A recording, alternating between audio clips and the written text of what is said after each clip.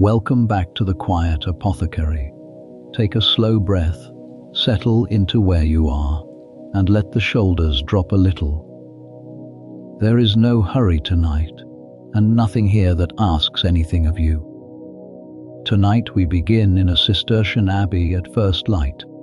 The bell of lauds has just stopped ringing in the cold air above the cloister. The garden is waking, very slowly, in the kind of pale grey mist that only an old stone valley knows how to keep. The cabbage rows are heavy with dew. The mint by the wash house door is tipped with silver.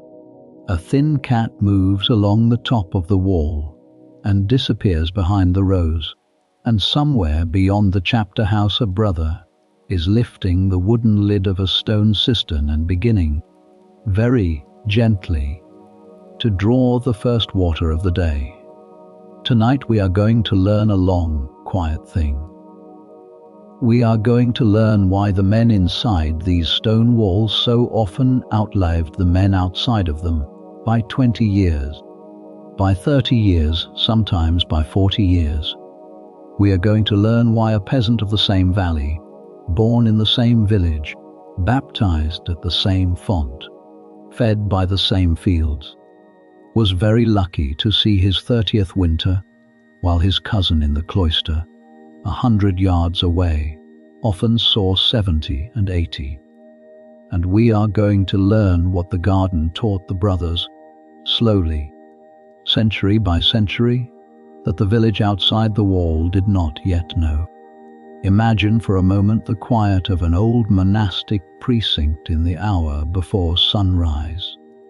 The shutters of the chapter house are closed.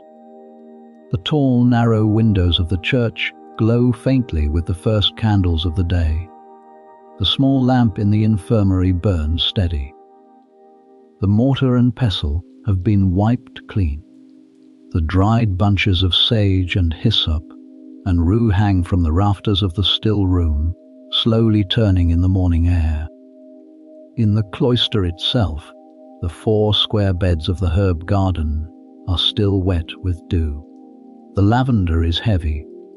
The bees are still asleep in the long row of hives at the far wall.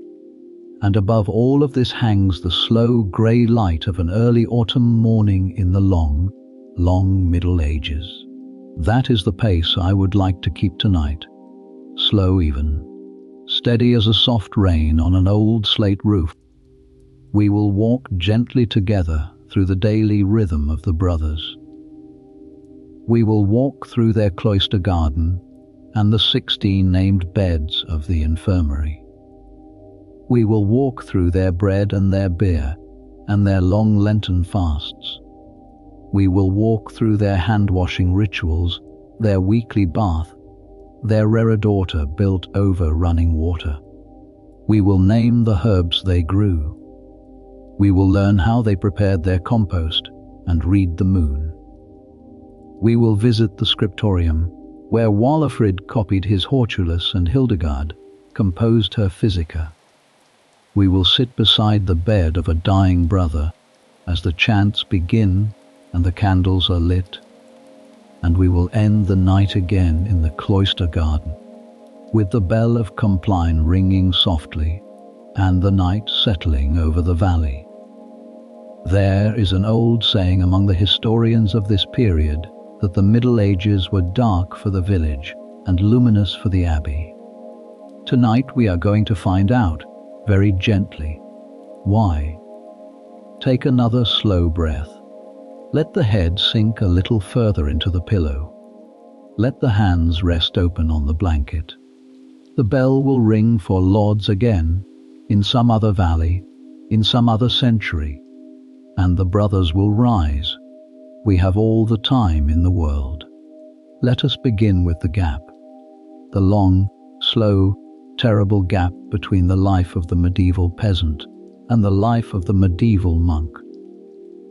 The numbers, when you place them side by side, are difficult to absorb in any one breath. The average peasant of Western Europe, between the year 900 and the year 1400 lived, on a good estate in a good year, to roughly 30 years of age. That figure, taken plainly, sounds impossibly young, and it is. But the figure is not the thing. The figure is the average, dragged down very heavily by the small, frequent, almost everyday deaths of children. Roughly 1 child in every 3 did not see the age of 5. Roughly 1 in every 2 did not see 15. The mother, in her turn, faced a real and ordinary risk of dying in childbirth that no woman in our own century, in any wealthy country, would now recognize. Once a peasant survived to 20, his prospects improved. He might, with luck, see 50, with great luck 60, but the climb to that age was steep, and the path was narrow, and along it stood every kind of small everyday hazard that a hard rural life contained. The hazards were many. They were not glamorous. They were rarely the great battles or the great plagues that fill the picture books. The hazards of medieval peasant life were simpler than that, and they were everywhere. They were the slow accumulation of small wounds that would not close because the soil was full of Clostridium, and the peasant had no clean water in which to wash. They were the long winters in a one-room hut with the smoke of the central hearth slowly blackening the lungs, the eyes, the nose, and the back of the throat. They were the long bouts of the kind of low fever that comes upon a body fed only on coarse rye bread, salted pork in a bad season, and whatever roots and greens could be coaxed out of a small garden patch behind the cottage. They were the lice which never quite left the seams of the woolen tunic, and the fleas which lived in the bedstraw and could be heard crackling against the wall in the warm nights of summer. They were the bad water of the pond at the foot of the village, into which the geese had walked, and the children, and the runoff from the pigsty, and which had been the only water there was to drink for as long as the village remembered. The work, on top of all of this, was slow and long and ground the bones. The peasant rose at first light. He worked the Lord's land for the Lord, and he worked his own small strip for himself, and he had perhaps 2 days of true rest in the week, and those 2 days were full of the work that was needed simply to keep a roof from leaking and a small flock of geese from being eaten by foxes. By the time he was 40, his back would be slightly bent. By the time he was 50, his hands would no longer fully open. By the time he was 60, if he had reached 60, he was a respected old man, and the parish priest, who was usually some years younger, would be quietly thinking about who in the village would soon take over the small strip of land. This, then, was the village. It was not, despite everything, an unhappy place. There was bread, there were songs, there were Sundays. There were the slow, ordinary kindnesses of neighbors who had known each other since they were children. There was the warmth of a small fire in winter, and the soft cool of a stone wall in summer, and the long, ordinary evenings on a doorstep when the work was done and the air was still. But the body of the peasant, which carried him through all of this, did not, in the great average, last long. Now we move slowly, 100 yards down the road and through the gate of the abbey. Inside the wall, the men are also working. They are also rising before dawn. They are also eating coarse bread. They are not a wealthy aristocracy. The vows they have taken are vows of poverty, and most of them sleep in a long stone dormitory on a thin straw pallet under a single rough blanket. They are not, in any obvious sense, eating much better than the peasants outside. They are not, in any obvious sense, working much less. The Rule of Saint Benedict, the great document that organized most of Western monasticism from the early 6th century onward, plainly required that the brothers spend several hours of each day in manual labor, often in the fields, often in the garden, often at the slow work of the kitchen, the laundry and the wash house. They were not pampered, they were not idle, and yet they lived on average almost twice as long as the men outside the wall. Bernard of Clairvaux, the great 12th century abbot, who founded 163 monasteries across Europe, lived to the age of 63 and was active and writing into his last winter. Hildegard of Bingen, the abbess and visionary, and herbalist of the Rhineland, lived to 81. The Venerable Bede, who wrote his great history of the English Church in his cell at Jarrow, lived to 62. Peter Abelard, the philosopher of the schools of Paris, lived to 63, despite a life that no one would call quietly contemplative. Anselm of Canterbury reached 76. The chronicler Matthew Paris of St. Albans reached 69. The community of Cluny, the great mother house of the Burgundian Reform, kept careful records, and many of their abbots and senior brothers regularly reached 80 and 90. Among the early Cistercian foundations there are repeated entries in the necrologies for brothers reaching 80, 5 and 90, 1 and even 96. And these are not the entries for kings or for great lords whose comfortable lives might explain the long age. They are the entries for ordinary brothers who had spent 50 years in the same cloister, eating the same food, working the same beds. Why? That is the question of tonight. The answer is not one thing. The answer is 5 things, and they fit together. And tonight we will walk through each one slowly, with all the time in the world. The first is rhythm, the slow, even, predictable rhythm of the day, the week, the year, and the life. We will spend a chapter on this. The bells of the 8 canonical hours, the rule of Saint Benedict, the slow alternation of prayer and work and silent reading, the absence of haste, the absence of jolt, the absence of the kind of shock that breaks the body of a man who lives without warning. The second is the garden, the cloister garth, the herb beds, the gardenum, the herbularius, the orchard. We will walk slowly through all of this, with the gravelled paths and the 4 square beds and the small stone cistern and the names of the brothers who tended each row. The third is the diet, the Benedictine pound of bread, the half pint of wine or ale, the vegetables of the garden, the fish of Friday and Lent, the meat that was not, for many orders, eaten at all. The fourth is hygiene, and by hygiene we do not, here, mean any modern concept of germ theory.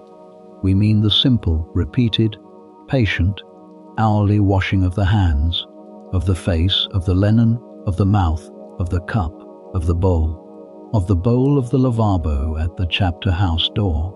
We mean the bath house. We mean the latrine built over running water.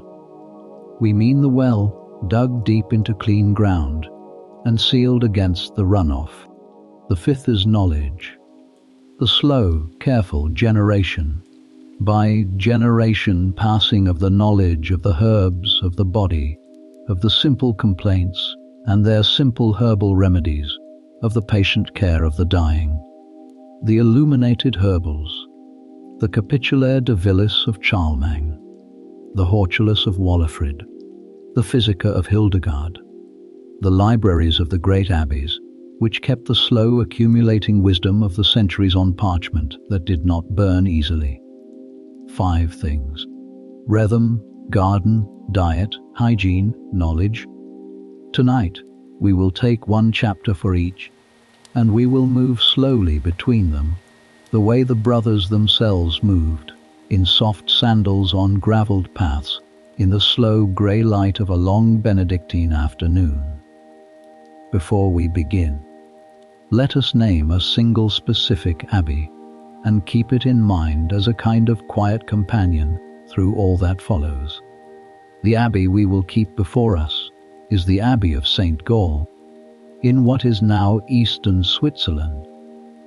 We will keep it before us, not because St. Gall was the largest, nor the wealthiest, nor in the end even the most influential of the great abbeys of medieval Europe, although it was a place of great prestige in its own day. We will keep it before us because of one extraordinary document. That document is the plan of St. Gall, a single sheet of parchment drawn up around the year 820, on which an unknown master plan was set out in red ink and brown ink for an ideal Benedictine monastery. The plan shows the church, the cloister, the chapter house, the dormitory, the refectory, the kitchen. It shows the bathhouse. It shows the latrine. It shows the brewery, the bakery, the mill, the granary. It shows the abbot's lodging, the guest house, the school, and the houses for the lay servants.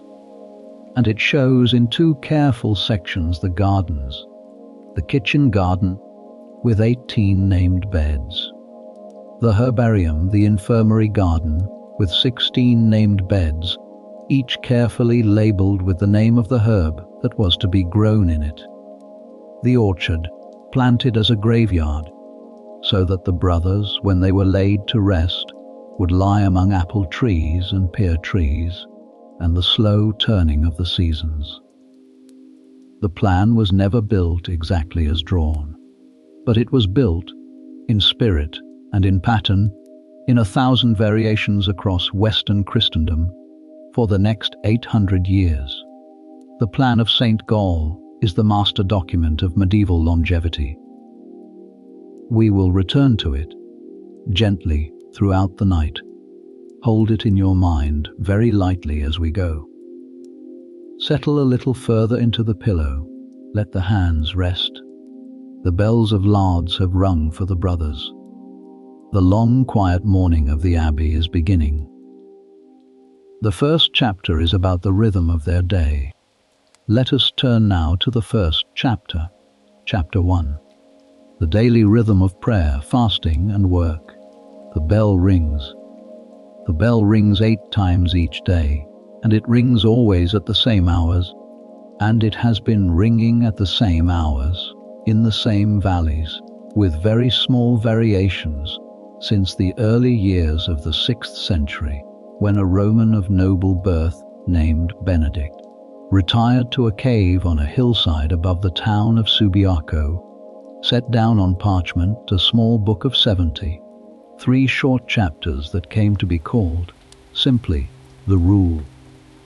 The bell of the canonical hours is the heartbeat of monastic time, and the heartbeat of monastic time is the foundation of the slow, long life of the monk. The hours are 8.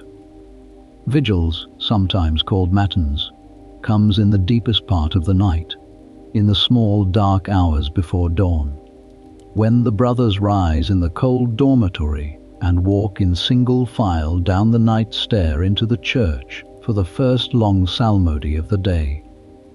Lauds comes at first light, and is the morning praise, sung as the eastern sky begins to grey above the cloister wall. Prime comes after lauds, with a small interval for washing and for the first work of the day. Terce comes at the 3rd hour, mid-morning. Sext comes at the 6th hour at noon. None comes at the 9th hour, in the warm middle of the afternoon. Vespers comes at sunset, the long golden office of the close of day. And Compline, the gentle last office, is sung as the sun has gone and the brothers prepare themselves for the long night of silence. 8 bells, evenly spaced, dividing the day into pieces no longer than 3 or 4 hours each. The brother is never far from the next bell. The brother is never very deep into any one task before he must, gently, lay it aside and walk to the church and sing the next psalmody. And then, just as gently, he walks back and resumes the work exactly where he left it. Imagine for a moment what this slow, even pattern of bells does to a body and a mind. There is no marathon. There is no all-night stretch of stress. There is no morning when the brother rises at 6 and works until 10 in the evening without pause. There is no sudden shift in pace, no panic, no alarm. The day is broken, deliberately, into small even pieces. The body is gathered up, gently, 8 times a day, and placed for half an hour into a long, slow, breathing rhythm of psalms and prayers and quiet listening. And then, just as gently, it is released back into the work. This pattern, if you live in it for 40 years, has a remarkable effect on the body. Modern researchers who have studied the heart rate variability of contemplative communities have noted, again and again, the very low resting heart rate, the steady blood pressure, the absence of the kind of cortisol spikes that characterize the body of a man who lives under constant low-grade alarm. The brother, by the simple structure of his day, is gently regulating his autonomic nervous system 8 times a day, every day of his life. He is doing what a peasant in the village outside the wall could not do. He is, in the language of a much later age, taking very gentle care of his vagus nerve. Now place beside this rhythm the second great anchor of the rule, which is manual labor. Saint Benedict was unambiguous. Idleness, he wrote, is the enemy of the soul. The brothers should be occupied with manual labor at certain hours, and at other hours with sacred reading. The work in the early Benedictine houses was almost always work in or near the abbey. The kitchen, the laundry, the bakery, the bee yard, the wash house, the vineyard, and above all, the garden. The garden was the great daily school of the body and of the eyes and of the patient hands. The brother who had spent the morning in the church, singing the long Latin psalms in the cool, grey light, would walk in the late morning down the gravelled path between the herb beds, take up a small wooden trowel, kneel down on a folded piece of sacking, and weed, very gently, between the rows of mint and parsley and the small early lettuce. He would do this for 2 hours or 3. The bell would ring for sext. He would lay the trowel down, dust the soil from his hands, and walk back to the church. He would sing the noon office. He would walk to the refectory. He would eat the simple meal of the day in silence while a young brother read aloud from a book of holy lives. He would return to the garden in the warm afternoon, weed for 2 more hours, prune a rose, lift a basket of beans into the kitchen, and then, when the bell rang for none, lay down the basket and walk back into the church. This is the rhythm of the slow, long life of the monk. Work, prayer, work, prayer, work, prayer, food, work, prayer, sleep. The body is moved gently. The body is not driven. The body is not strained. The mind is not pushed past its tolerance, because the bell soon will call it to rest. Now consider, on top of this, the third pillar of the rhythm, which is fasting. The medieval monastic year was structured by long, regular periods of voluntary, partial fasting.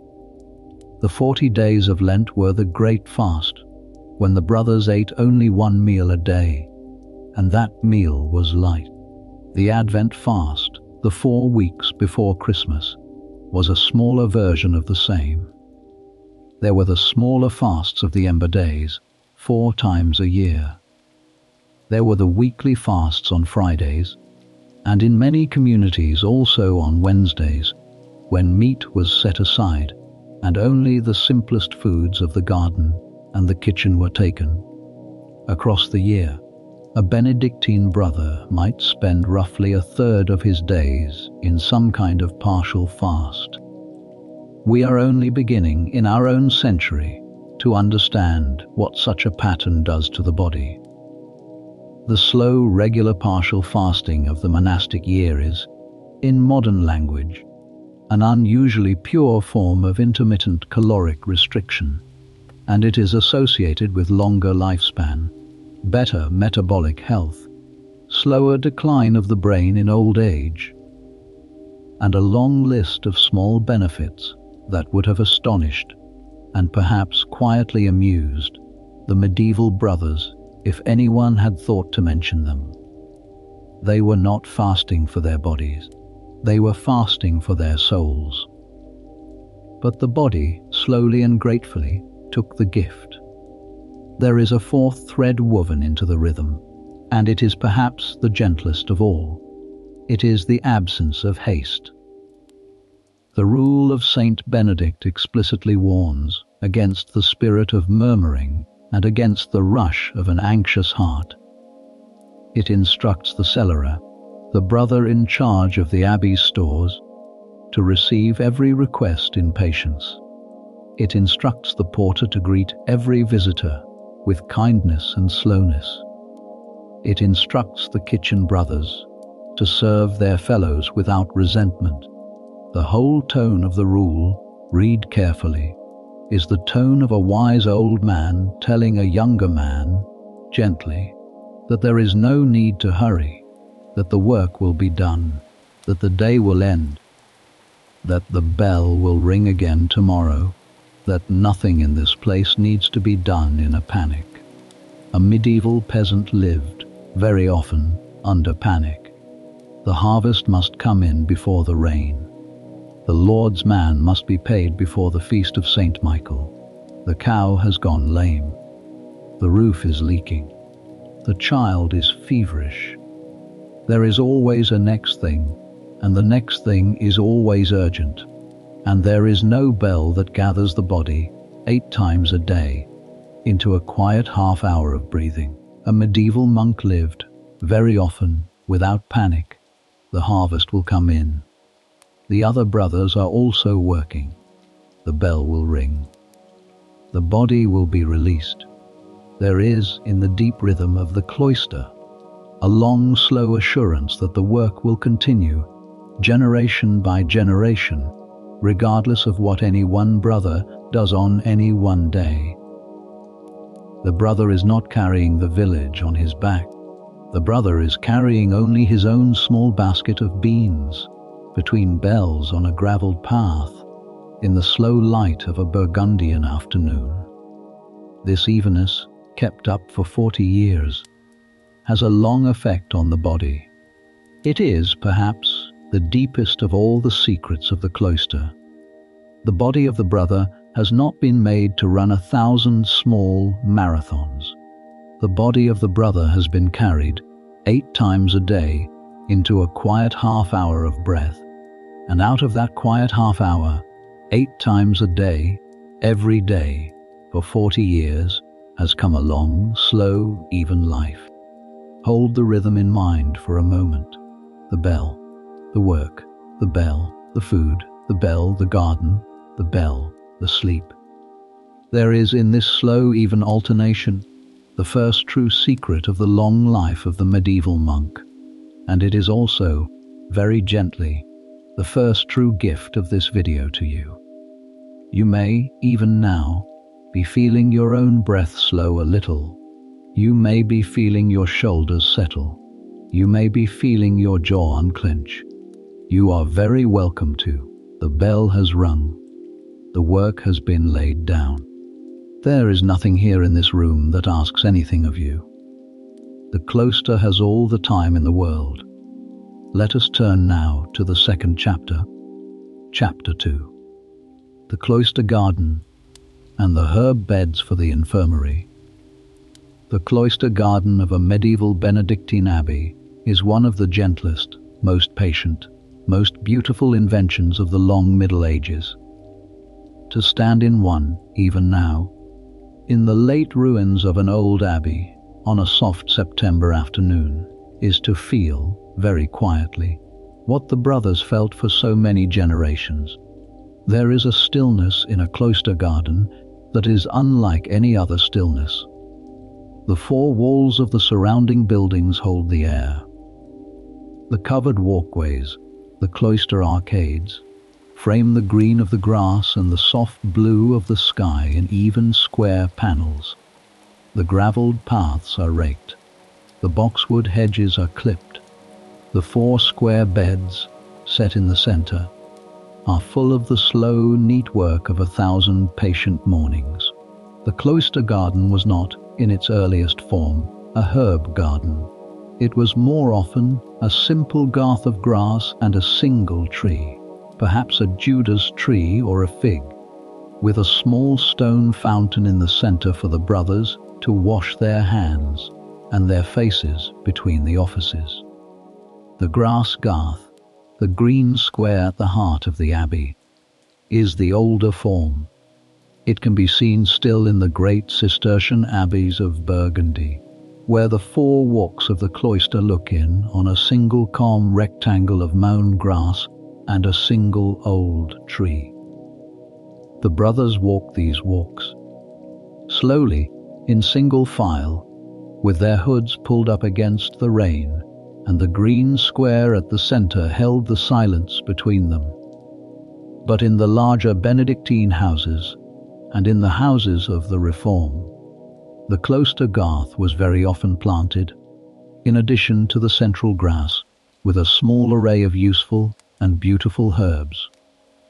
The four square beds, divided by gravelled paths, gave a quiet pattern that pleased the eye and gave the brothers a small daily piece of agricultural work between the offices. The lavender, the sage, the rue, the rosemary, the thyme, the narrow beds of the kitchen herbs, the single rose for the altar, the bay tree in a corner kept low and shaped for the laurel branches of the great feast days. But the cloister garth was only the smallest of the abbey's gardens. Outside the cloister itself, in the larger precinct of the monastery, lay 3 other gardens. The kitchen garden, the gardenum, where the cabbages and leeks and onions and beans of the daily refectory were grown. The orchard, the pomarium, where the apple trees and the pear trees and the quinces and the medlars stood, and where, in the older Benedictine plan, the brothers were also buried, and the herbularius, the herb garden, the infirmary garden, where the medicinal plants for the slow work of the infirmary were grown in their named beds. Tonight we will walk slowly through the herbularius of an imagined Benedictine abbey, modelled on the great plan of St. Gall. The herbularius lay at the eastern side of the abbey, beside the infirmary itself, where the sick brothers, the old brothers, and the visiting pilgrims lay in long stone halls under thick wool blankets. The garden was walled on 3 sides by stone, and on the 4th by the south wall of the infirmary itself. The wall was built of the warm grey stone of the local quarry, and it was perhaps 3 or 4 times the height of a man.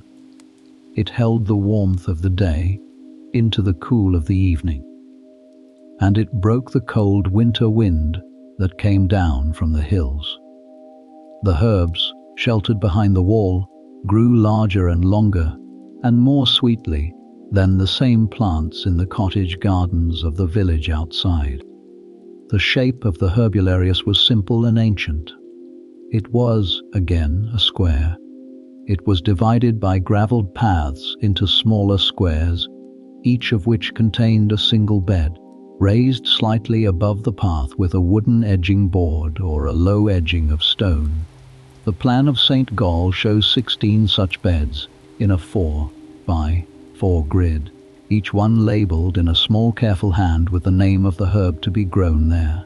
They were these: Lilium, Rosa, Satyregia, Costo, Mentis, Saluia, Ruta Urios, Sisimbria, Cumino, Lubestico, Funiculum, Satyregia gladiola, Pelagium, lily, rose, bean, common bean, cosmary, mince, sage, rue, iris, watercress, cumin, lovage, fennel, savory, gladiolus or yellow flag, pennyroyal.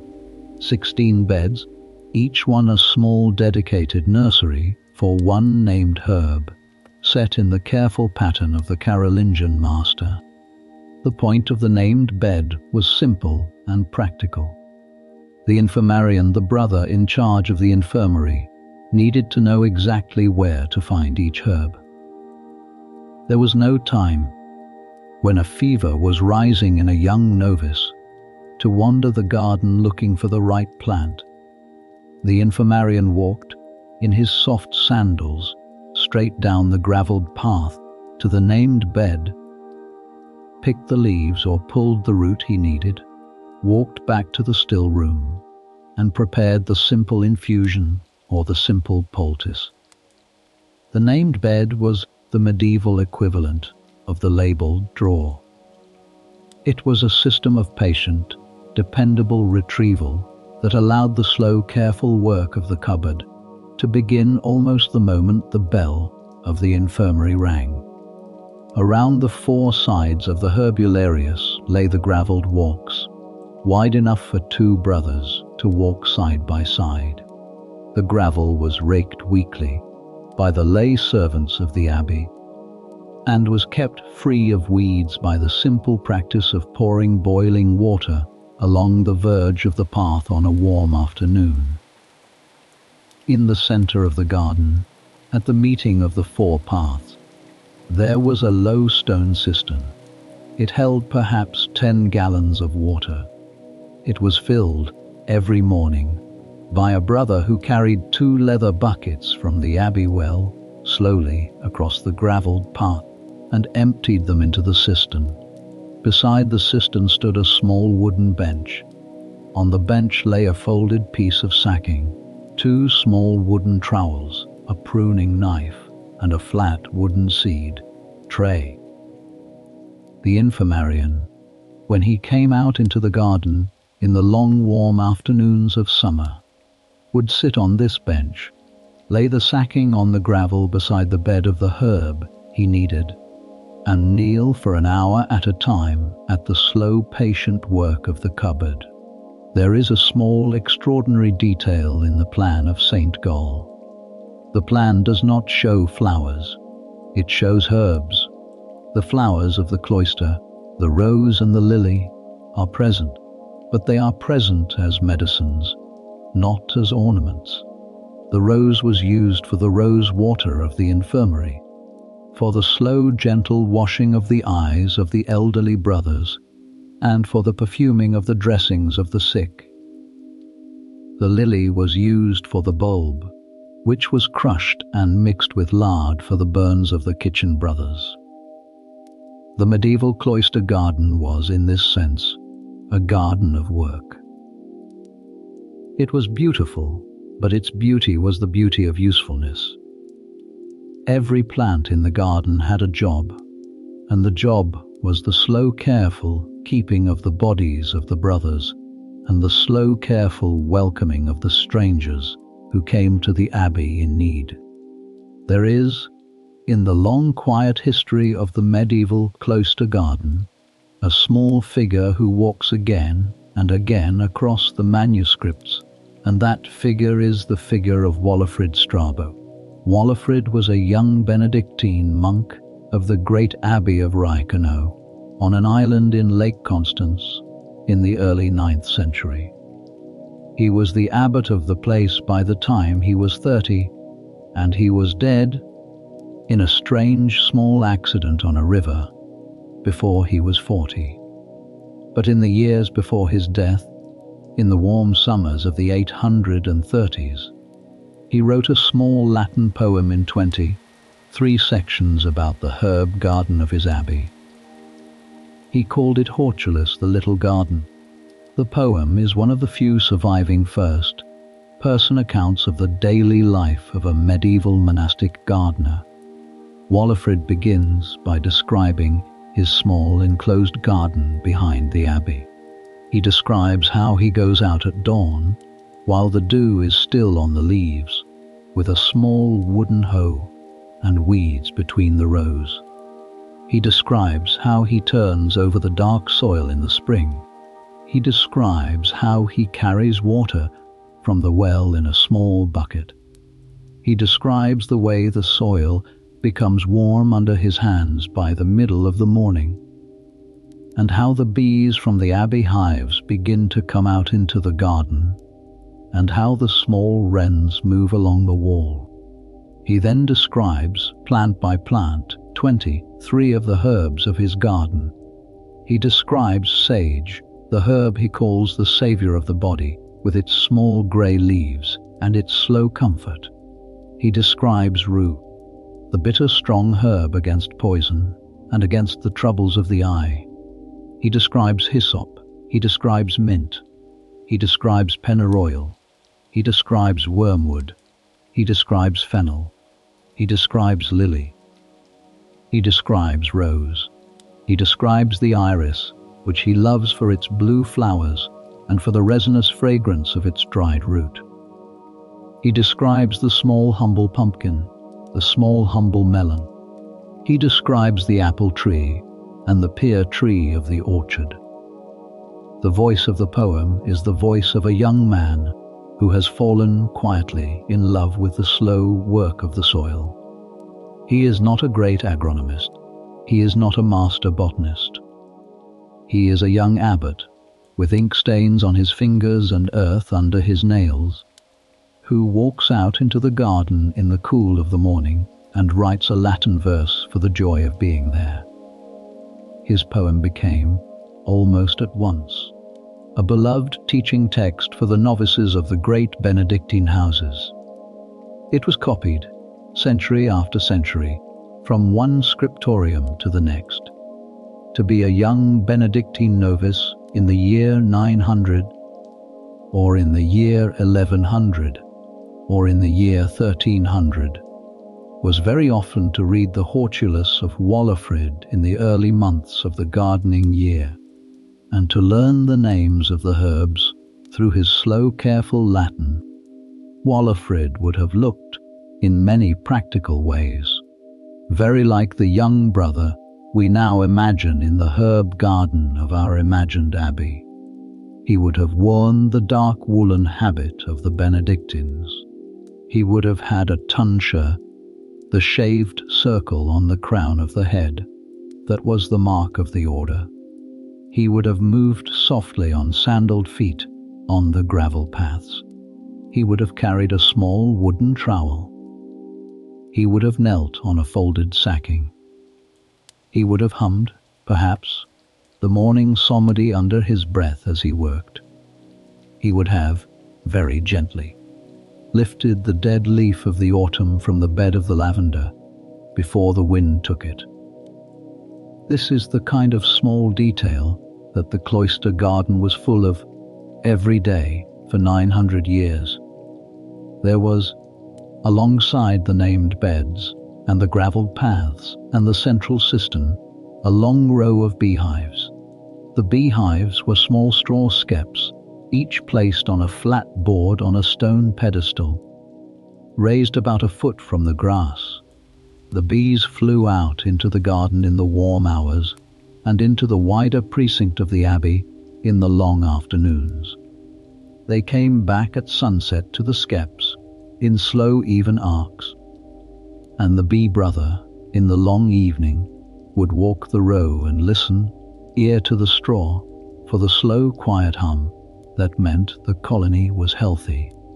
The bees were not kept for ornament. The honey was the abbey's sugar. The wax was the abbey's candle. The wax candles burned in the church, in the chapter house, in the dormitory, in the infirmary, and at the altar. They were the chief light of the abbey, day after day, for centuries. The honey was used in the kitchen, in the still room, in the syrups of the cupboard, in the small comforts given to the sick. A jar of honey was a gift of considerable worth. A monastery without bees was not a serious monastery. There was also, in the herbularius, a small low fence at one end, behind which lay the dung pit and the leaf-mowed heap. We will speak more of these in the chapter on cultivation. For now, let it be enough to say that no medieval herb garden of any seriousness was complete without a steady supply of well-rotted compost, and the brothers maintained their compost with patient seasonal care. There was a small wooden hut at the corner of the garden, a tool shed, with the larger spades and forks and trugs and willow baskets, and a rack of small clay pots for the seedlings of the spring. There was a small workbench under a slate roof for the potting of cuttings. There was a stone trove for the soaking of seeds. There was a length of rope and a wooden mallet for the staking of the tall plants. There was a small leather pouch hung from a nail on the wall, in which the seeds of the autumn harvest were kept dry. All of this was a quiet ecosystem, kept up by perhaps 4 or 5 brothers in rotation, in quiet patient cooperation, season by season, year by year. Imagine the herbularius in the slow grey light of an autumn morning. Imagine the dew on the lavender. Imagine the gravel underfoot. Imagine the small wooden bench beside the cistern. Imagine the scent of the bruised mint, where a brother has knelt earlier and gently cleared the bed for winter.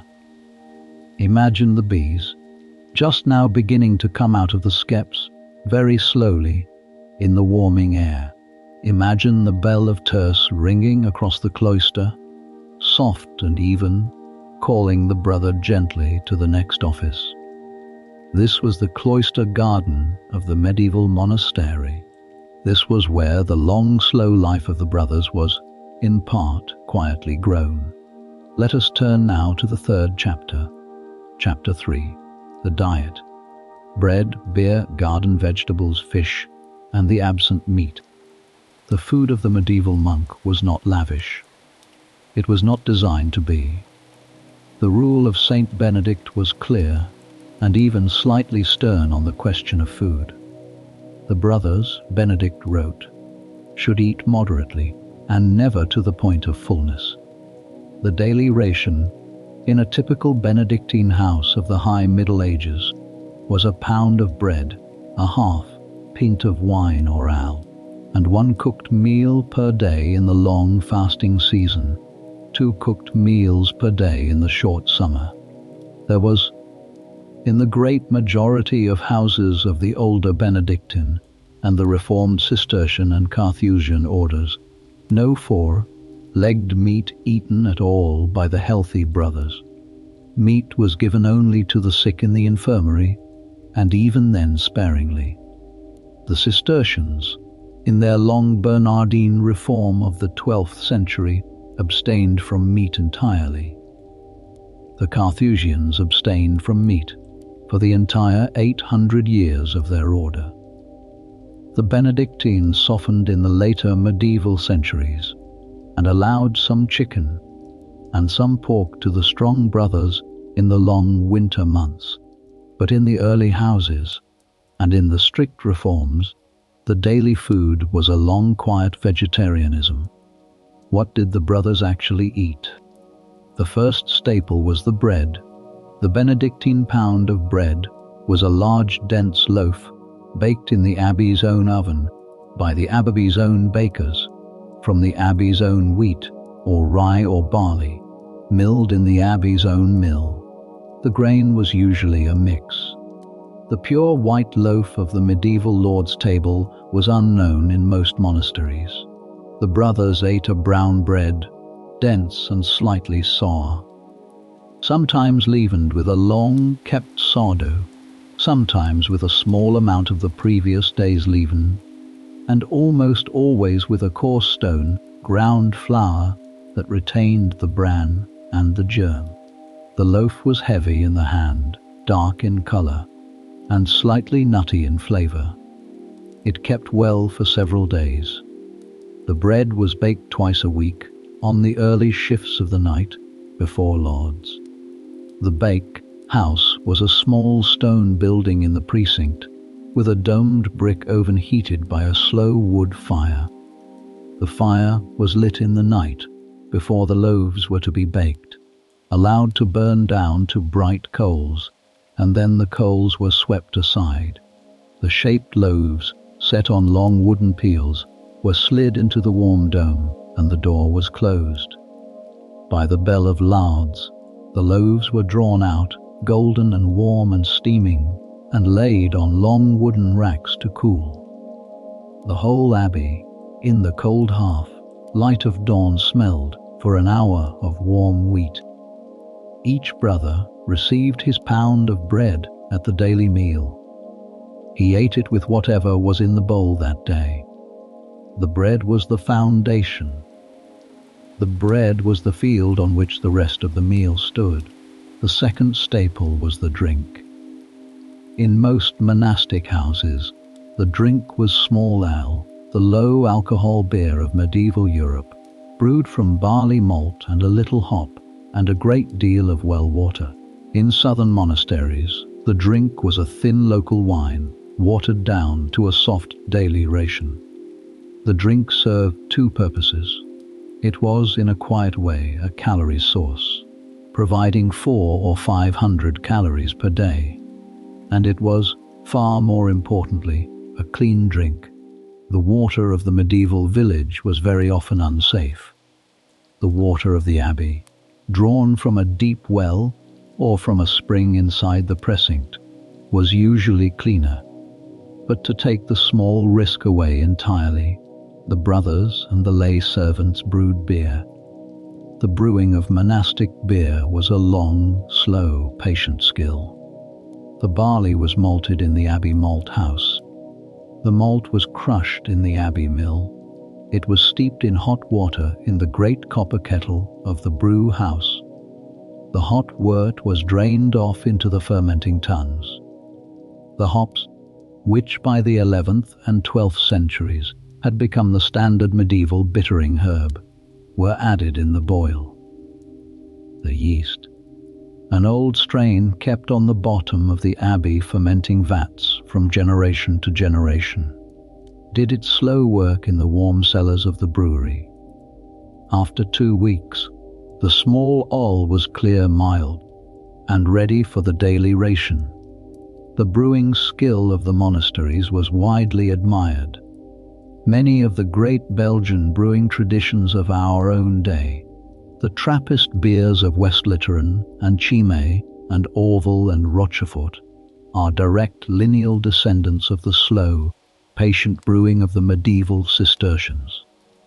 The great German and Bohemian monastic breweries gave rise, century by century, to most of the larger traditions of Central Europe. To say that the monks brewed beer is, in a quiet sense, to understate the case. The monks invented, perfected, and preserved across 1,000 years the European tradition of fine, clean beer. Hildegard of Bingen, in her Physica of the 12th century, was the first writer in the surviving record to describe the use of the hop as the standard bittering and preserving herb in beer. She noticed, with characteristic patience, that the hop kept the beer clean, and that the hop also gently calmed the drinker. The hop, in Hildegard's words, makes the soul of a man sad and weighs down his inwards. She was not, in this, recommending sadness. She was describing, in the gentle medieval idiom, the slow, soothing effect of a small evening cup of hop, bitter beer, and she was approving of it for those whose minds were given to night, time, worry. The third part of the diet, after the bread and the beer, was the cooked meal. The cooked meal was vegetable. It was made of whatever the gardener was producing in that season. In the spring, it was tender greens, the early lettuce, the small leeks of the over-wintered crop, the new beans of the warm beds. In the summer, it was beans, peas, broad beans, cabbage in its tender phase, beets, summer turnips, cucumbers, radishes. In the autumn, it was the harvest of the storeroom, the great cabbages of the winter, the late beans of the dried pulse, the dried peas, the late carrots and parsnips and beets, the apples and pears of the orchard. In the winter, it was the slow-boiled pottage of the dried pulse and the stored root, with the dried herbs of the summer hung in linen bags in the storeroom and added by the cooks of the kitchen. The pottage was the standard daily dish of the medieval Benedictine kitchen. It was a thick, warm stew of dried beans or peas or lentils, cooked slowly with a small piece of dried fish or a piece of salted bacon, or in the strictly meatless orders, simply with onions and leeks and root vegetables and herbs.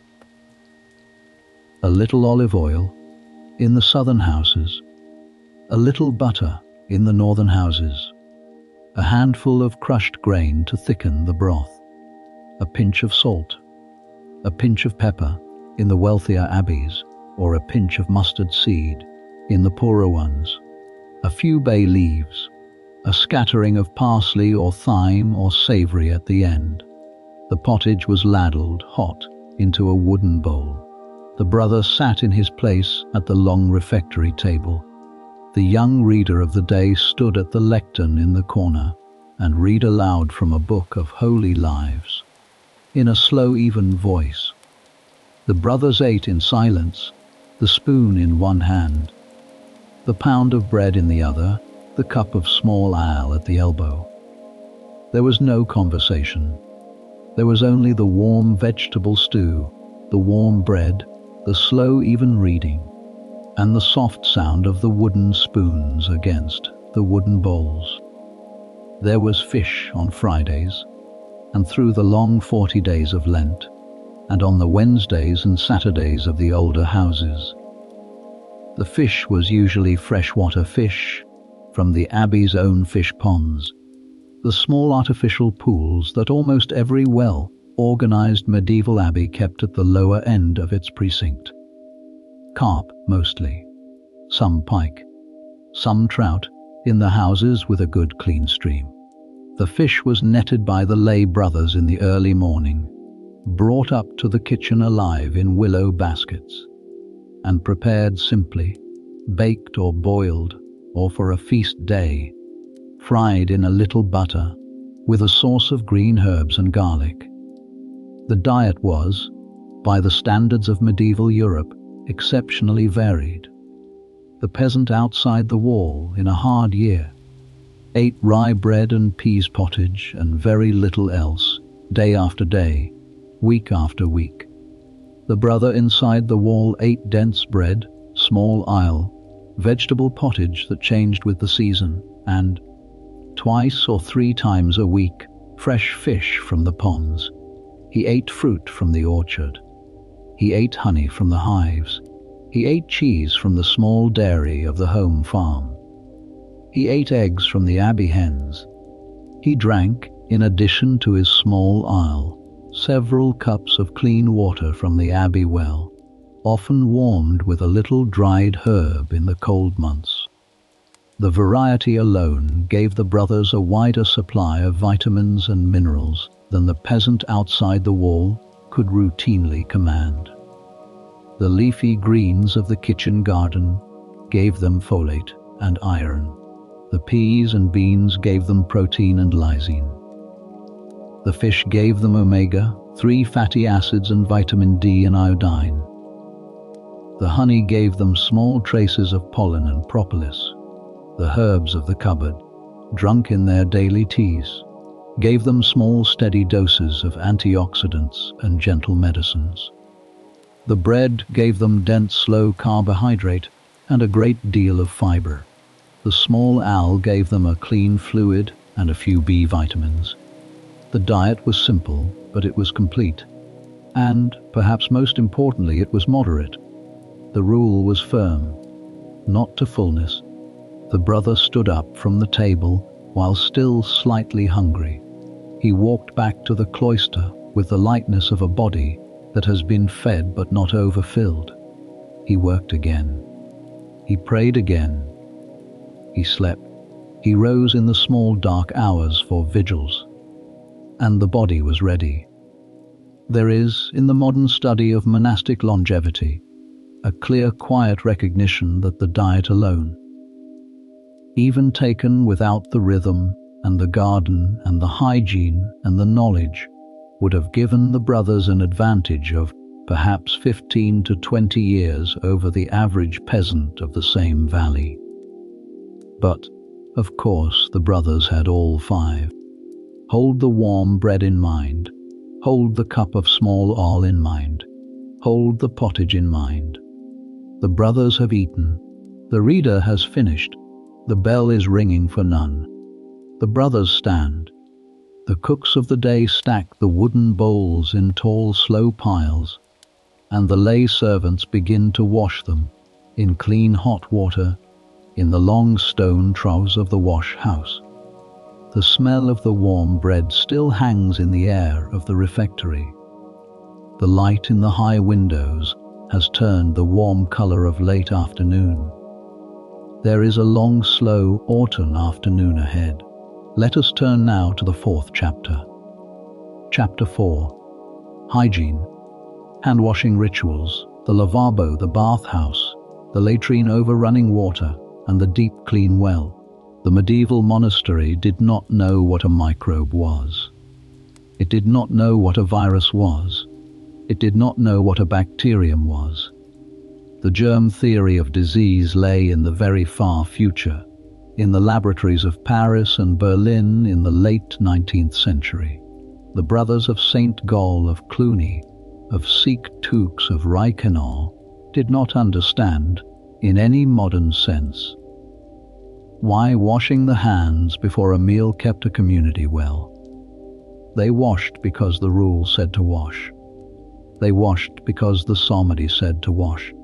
They washed because the symbolism of the priest at the altar required clean hands. They washed because the pilgrim guest at the gate must be greeted with clean hands and a clean cup. They washed for reasons that were spiritual, ceremonial, ancient and slow, but they washed, and washing, even without any understanding of why, very gently saved their lives. The first ritual of washing in the day was the small private one. The brother rose in the dormitory in the cold dark before vigils. He pulled on his woolen tunic over his shirt. He walked, in single file with the others, along the night stair down to the church. But before he reached the church, in the most carefully built abbeys, he passed a small stone basin, fed by a slow trickle of fresh water from a lead pipe, and he dipped his hands and his face into it.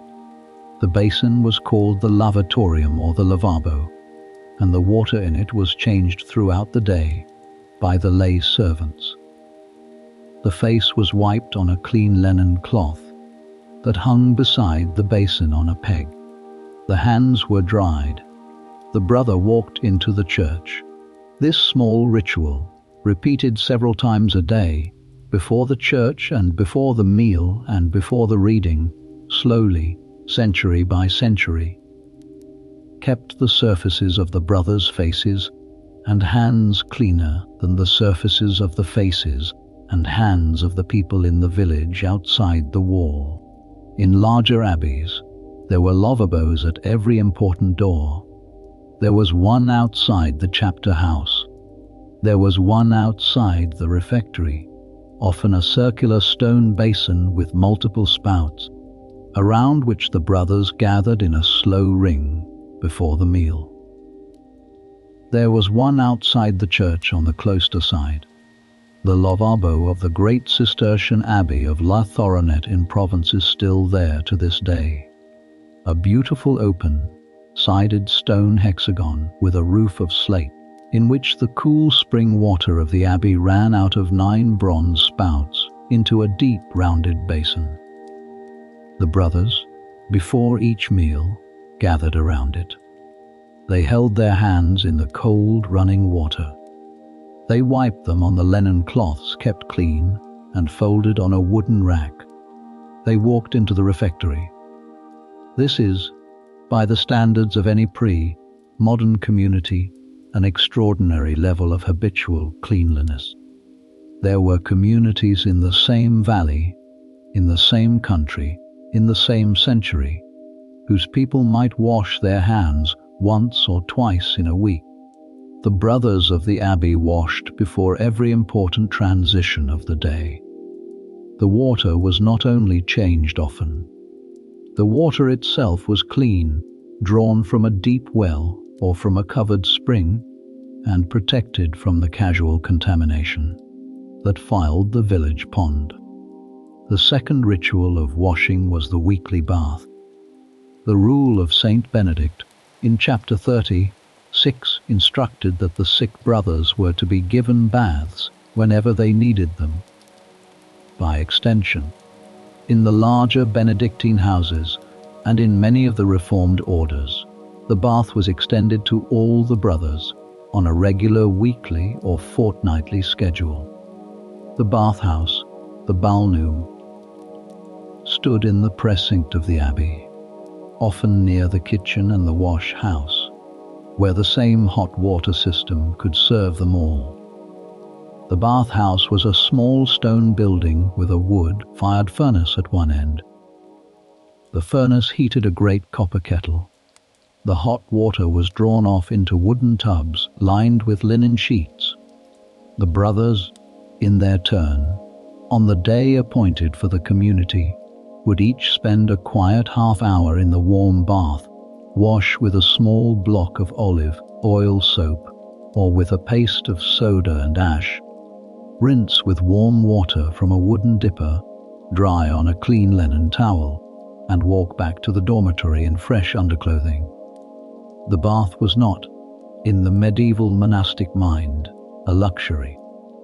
It was a quiet necessity, prescribed by the rule of the community for the cleanliness of the body and the comfort of the brother. The peasant of the village, in the same century, had no bath-house, and might bathe fully only at the great festivals of the year, in the river of the village, in the warm summer evenings. The third element of monastic hygiene was the latrine. This is, in some ways, the most extraordinary of the medieval engineering achievements of the abbeys, and the one most directly responsible for the long lives of the brothers. The latrine of a great abbey was not a hole in the ground. It was a long stone building called the reredorta, the back of the dormitory, attached to the dormitory at the eastern or southern end.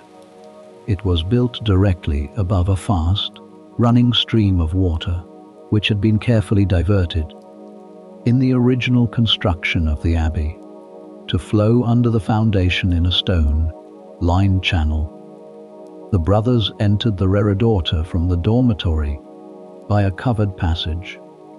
They sat over a long row of wooden seats with circular openings, set above the stone channel of the running water below. The waste fell at once into the running water, and the running water carried it away, out of the precinct of the abbey, downstream and out beyond the cloister wall. This was a remarkable arrangement.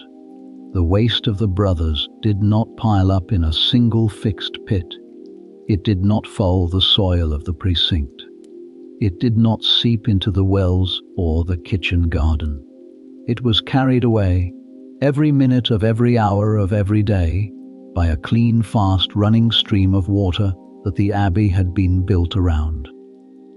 The reredortas of Cluny, of Fountains, of St. Gall, of Revox, are still partly standing today, and the visitor can still see the long stone channels in which the cleansing streams once ran. There was, alongside this, a careful ritual of further washing.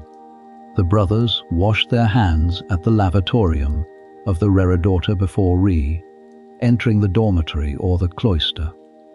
The linen used in the latrine was washed weekly. The floor was scrubbed weekly. The space was kept ventilated by small windows and by the constant flow of the running water below. The peasant of the village had nothing of this. The peasant of the village had a small pit behind the cottage, dug perhaps 2 feet deep, into which the household waste went, week after week, year after year. The pit was emptied perhaps once a year, sometimes onto the field as a kind of rough manure. In the meantime, the rains of the autumn carried the contamination, often to the pond from which the village drew its drinking water. The intestinal diseases of medieval village life, the dysenteries and the typhoid fevers, came largely from this slow, steady contamination of the village water by the village waste. The brothers did not have this problem. The brothers had clean water and a moving latrine. The fourth element of monastic hygiene, after the lavabo and the bath and the latrine, was the linen. The brothers wore linen shirts under their woolen habits. The linen shirts were washed weekly, in the abbey wash house, in clean hot water, with soap or with ash. The linen was dried in the sun on the long stone walls of the wash yard, where the ultraviolet light, although the brothers could not have explained it, helped to kill the small living things that linger in damp cloth. The clean dry linen, folded and stacked, was returned to each brother once a week. The woolen habit, the outer garment, was washed less often, perhaps 4 times a year, but it was beaten and aired in the wind regularly. And on warm spring days the brothers laid their habits along the orchard wall in the sun. The lice and the fleas, which lived so well in the wool, and the bedstraw of the peasant cottage, found the medieval monastery a less comfortable home. They were not eradicated. The medieval brothers, like every pre-modern people, would have known these small companions, but the parasites were greatly reduced by the weekly clean linen, by the warm bath, by the swept stone floor, by the thin straw pallet that was emptied and refilled 4 times a year, and by the simple absence of livestock from inside the walls of the dormitory.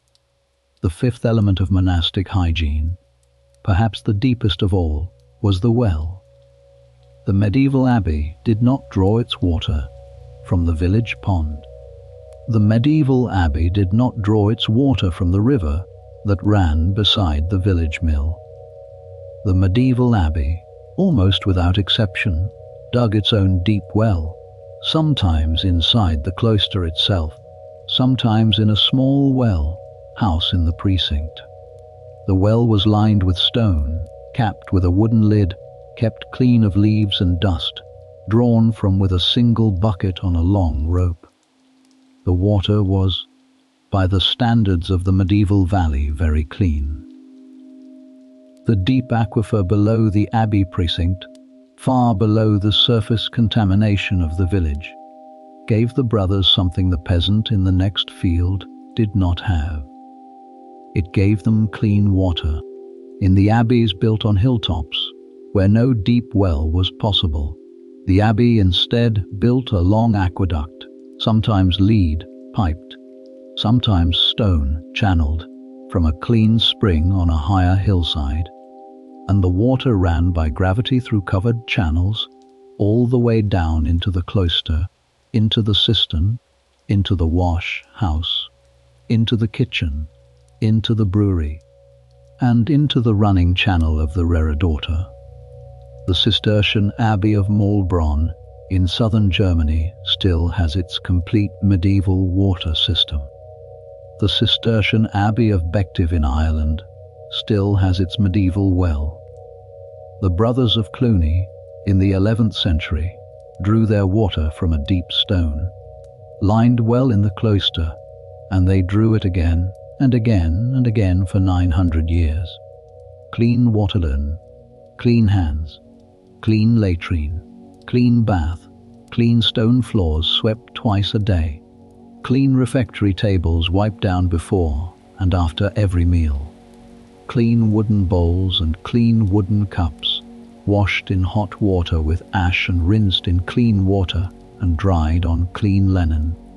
The whole long, quiet ritual of monastic cleanliness, kept up day after day for 40 years, gave the brother of the abbey a body that simply did not encounter the rough infectious dose of the medieval village. The peasant, drinking from the contaminated pond, picked up a low, steady, chronic dose of intestinal infection that worked away at his body for 40 years and shortened his life. The brother, drinking from the deep, clean well, did not. This single difference, the difference between a clean well and a contaminated pond, has been argued by many of the historians of medieval medicine to be perhaps the single largest contributor to the gap in life expectancy between the cloister and the village. It was not a small thing. It was a deep, quiet, daily thing, and it ran through the abbey like an underground stream. The brothers did not, of course, know this. They washed because the rule said to wash. They drank from the clean well because the well was where the water was. They sat above the running stream of the Reredota because that was the way the abbey had been built. They were, in the most beautiful possible sense, accidentally saved by the slow, careful ritual of their tradition. The body, in the long, careful tradition of the cloister, was kept clean and free, and the body, in turn, very quietly gave back the gift of long life. Let us turn now to the 5th chapter, chapter 5, the herbarium, the specific herbs grown in the named beds. We come now to the long, slow heart of the cloister garden, which is the herb itself. Tonight in this chapter we walk slowly, plant by plant, through the herbs of the named beds of the medieval Benedictine herbularius. We will not list them all. The lists are very long, and there are many in the surviving documents. The Capitulaire de Villis of Charlemagne, which set out, in 73 short chapters, the ideal contents of a Carolingian royal estate, named 73 plants by name, and most of them passed into the herb gardens of the great abbeys. The Hortulus of Walafrid Strabo, named 23. The plan of St. Gall, named 16 for the herbularius, and another 18 for the gardenum, for 34 in total. The Physica of Hildegard of Bingen, named more than 200. We could spend a long, quiet night naming them all. Tonight we will name perhaps 30, slowly, and with the small, careful detail that each one earned in the slow patience of the cupboard. Let us begin with sage. Sage is the small, low, woody, grey-leafed shrub of the warm hillsides of southern Europe, brought north by the Romans and planted in the warm corners of the monastic garth in every century since. The Latin name salvia comes from salvare, to save. The herb has carried the meaning of healing in its name for almost 2,000 years. The verses of the medical school of Salerno, which was sung and copied across the medieval centuries, asked the famous question, "Why should a man die when sage grows in his garden?" The brothers took the verse seriously. Sage was planted, by tradition, in every monastery of any seriousness.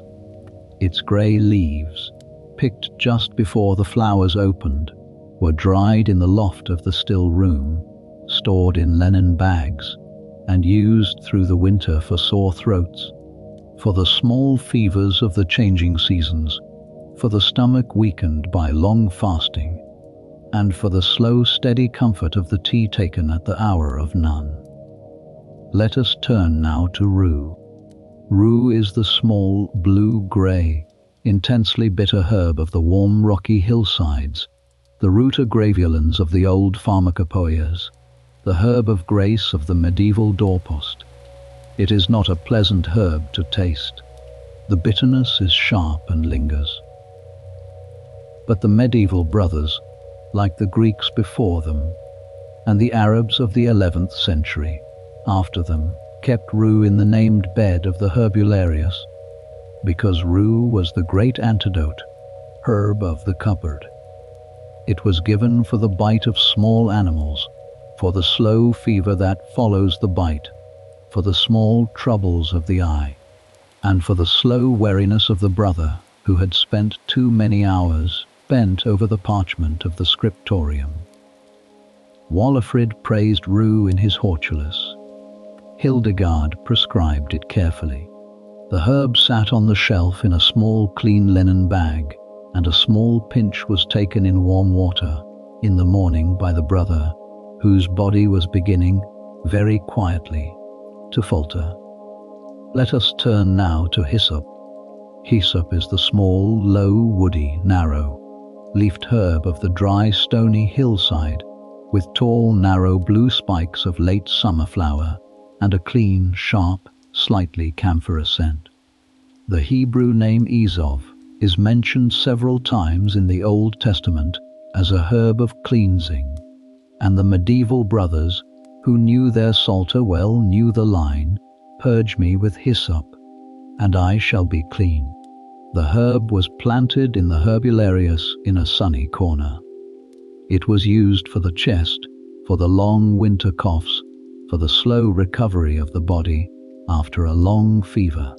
A simple infusion of the dried leaves and flowering tops, sweetened with a little honey, was the standard preparation, and a syrup of hyssop and honey was kept in stoneware jars for the children of the village who came to the abbey gate in winter with the rasping cough of the cold months.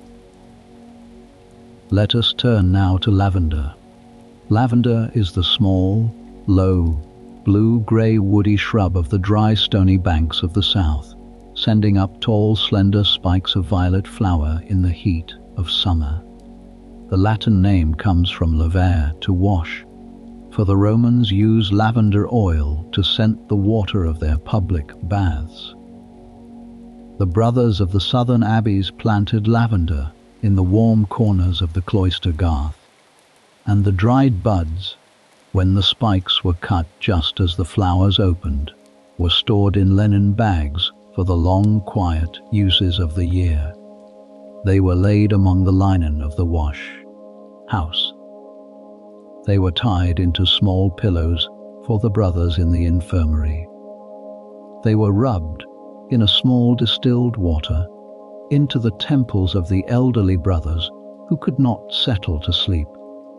The Carmelite nuns of Provence, in a slightly later century, would weave lavender into the small pillows given to weary pilgrims at the close of a long road, and the practice was, very likely, a continuation of an older Benedictine tradition.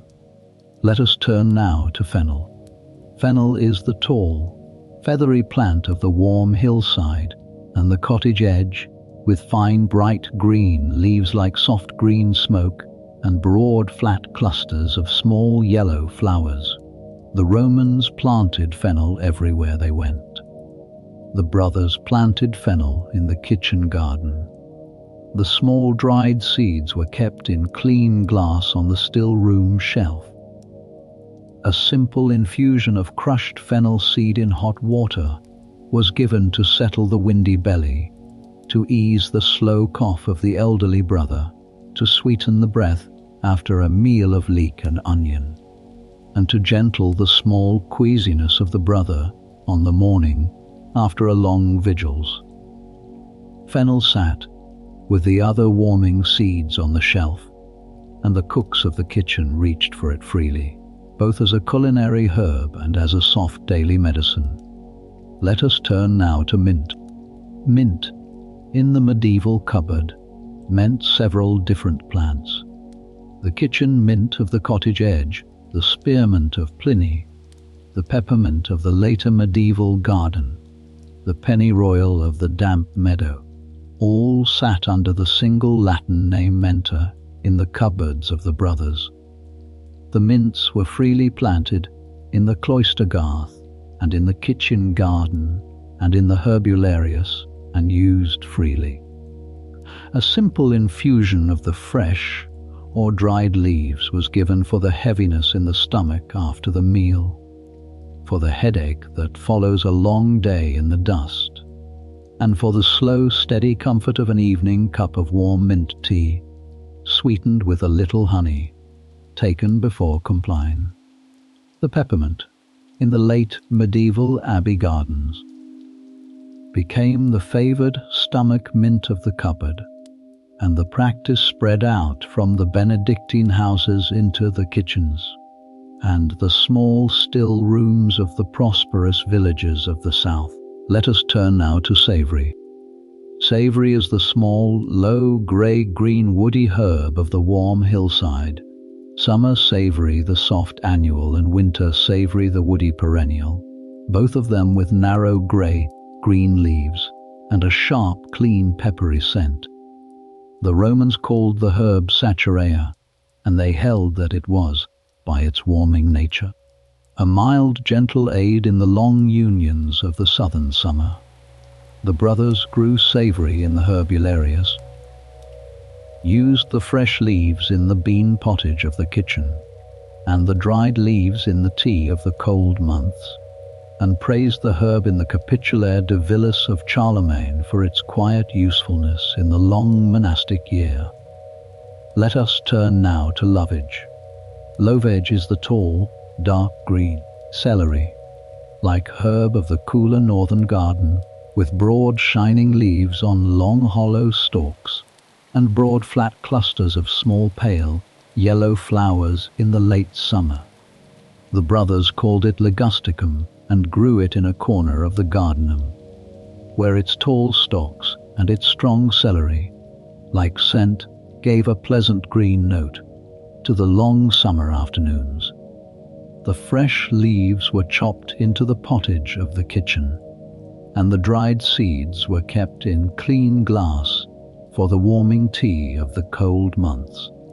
The Benedictines of Burgundy gave lovage the affectionate name of love herb, and grew it freely in the kitchen garden of every well-kept house. Let us turn now to parsley. Parsley is the bright green biennial of the cooler garden, with finely cut dark green leaves in the curly variety, broader flat leaves in the Italian, and small yellow umbels in the second year. The Romans called it petroselinum, and used it freely in the cooking and the medicine of the Mediterranean. The brothers grew parsley in the kitchen garden and in the still room. The fresh leaves were used freely in the pottage. The dried seeds were used in a slow infusion for the slow trouble of the kidneys of the elderly brother. The parsley was, perhaps, the most ordinary of all the herbs, and yet it was nowhere absent. Let us turn now to chervil. Chervil is the soft, lacy, low, growing annual of the cool spring garden, with finely cut bright green leaves of a shape rather like that of a young carrot top, and small white umbels in the late spring. The brothers called it cerifolium, and grew it in the cool, wet corners of the cloister garth, where the early spring sun was gentle and the soil stayed damp.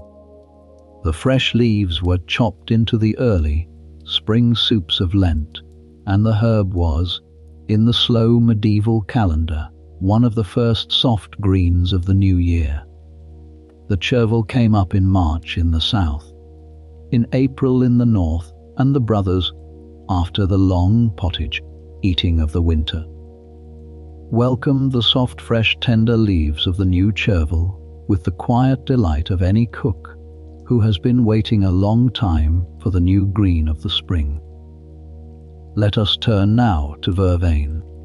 Vervain is the slender, modest, slightly stiff plant of the dry banks and the old churchyards, sending up tall thin stems with widely spaced pairs of small pale lilac flowers.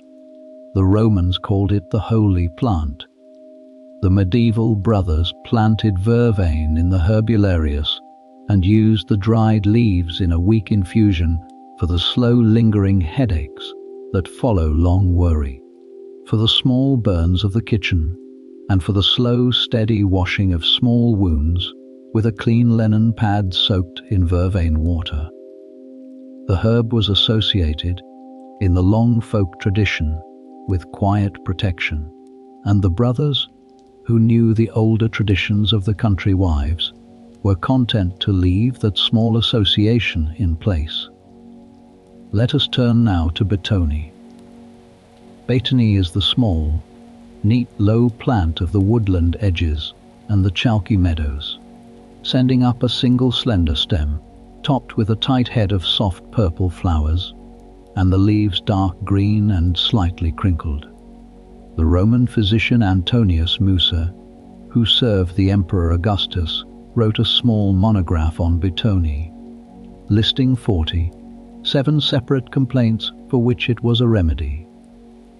The medieval brothers received this Roman tradition and kept betony in the herbularius, in a corner of the bed near the path, where the small purple flowers gave a quiet beauty to the slow walk between the offices.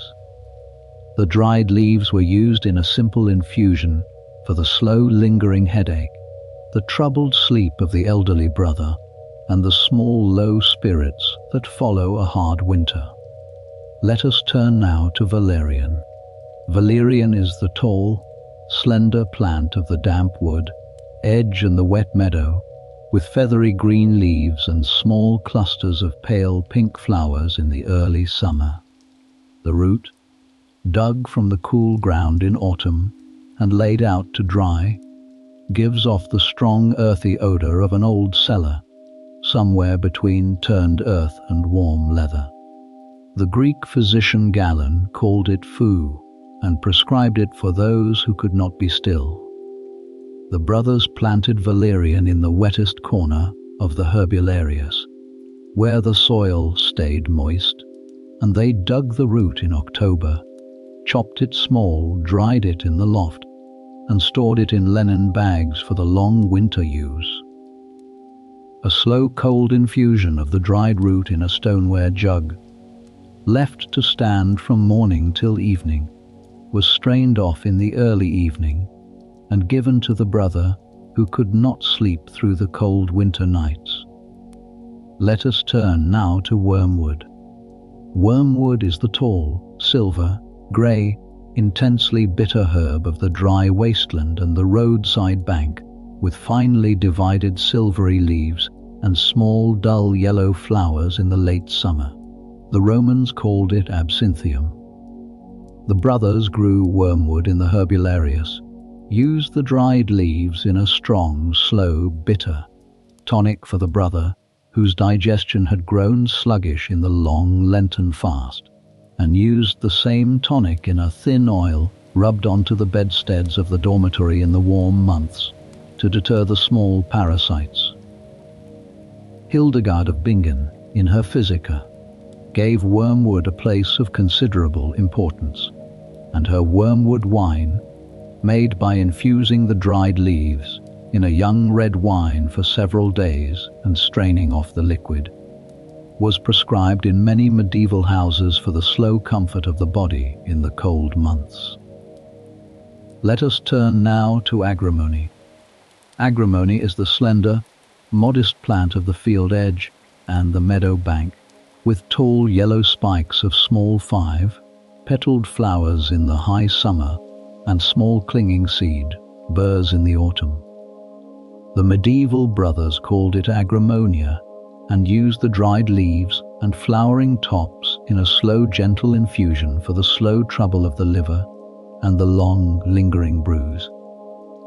The herb was, in the older tradition, also the herb that was given to the warriors of the Anglo-Saxon period for the slow, careful washing of small wounds. And the medieval brothers received this older usage and kept it gently in the cupboard. Let us turn now to chamomile. Chamomile is the small, low daisy, like plant of the worn path and the meadow edge, with feathery pale green leaves and small white and yellow flowers and a faint scent of ripe apples. The Greeks called it earth apple, chamamlon, for the same reason. The medieval brothers grew chamomile in the kitchen garden and in the herbularius, picked the small flowers as they opened, dried them on linen sheets in the loft of the still room, and stored them in linen bags. A simple infusion of a small handful of the dried flower heads in hot water, left to steep until the water turned the color of pale honey, was given to the brother who was restless in the evening, to the young novice with the troubled stomach after a too rich feast day, and to the visiting child with a fretful night. Let us turn now to Angelica. Angelica is the tall, broad-leafed, hollow-stemmed biennial of the cool, damp garden, with great umbels of small yellow, green flowers in the second year, and a strong, slightly sweet, slightly resinous scent throughout the plant. The medieval brothers called it Angelica archangelica and held that the herb had been brought to a monk in a vision by the archangel Raphael. The dried roots were stored in linen, and a slow, gentle infusion was given for the slow comfort of the chest after a long winter cough, for the weakened digestion of the elderly brother, and for the slow, careful warming of the body after long exposure to the cold. Angelica was a famed component of the great theriacs of the Middle Ages, the long, complicated electuaries that were prepared in the great abbeys against the slow miseries of the plague. Let us turn now to mallow and marshmallow. Mallow is the soft, low, broad-leafed plant of the meadow edge, with rounded, crinkled leaves and small purple, pink flowers. Marshmallow, or thea, is the tall cousin of the wet bank, with broader, paler leaves and small, pale flowers. The brothers grew both, the small mallow in the herbularius and the marshmallow in the wettest corner near the cistern. The slow, gentle decoction of the marshmallow root, simmered in water for a long, quiet hour, gave a thick, slightly slimy, very soothing drink, sweetened with a little honey. That was given to the brother with the sore throat, to the brother with the slow indigestion of the long fast, and to the brother whose chest was raw from the long winter cough. Charlemagne, in the Capitulaire de Villis, listed mallow and marshmallow among the must have herbs of every royal estate, and the brothers carried this Carolingian instruction faithfully forward into the high Middle Ages. Let us turn now to mugwort. Mugwort is the tall, dusty, grey weed of the roadside and the wasteland, sending up long stalks of small grey, green leaves and tight clusters of pale flowers in the late summer.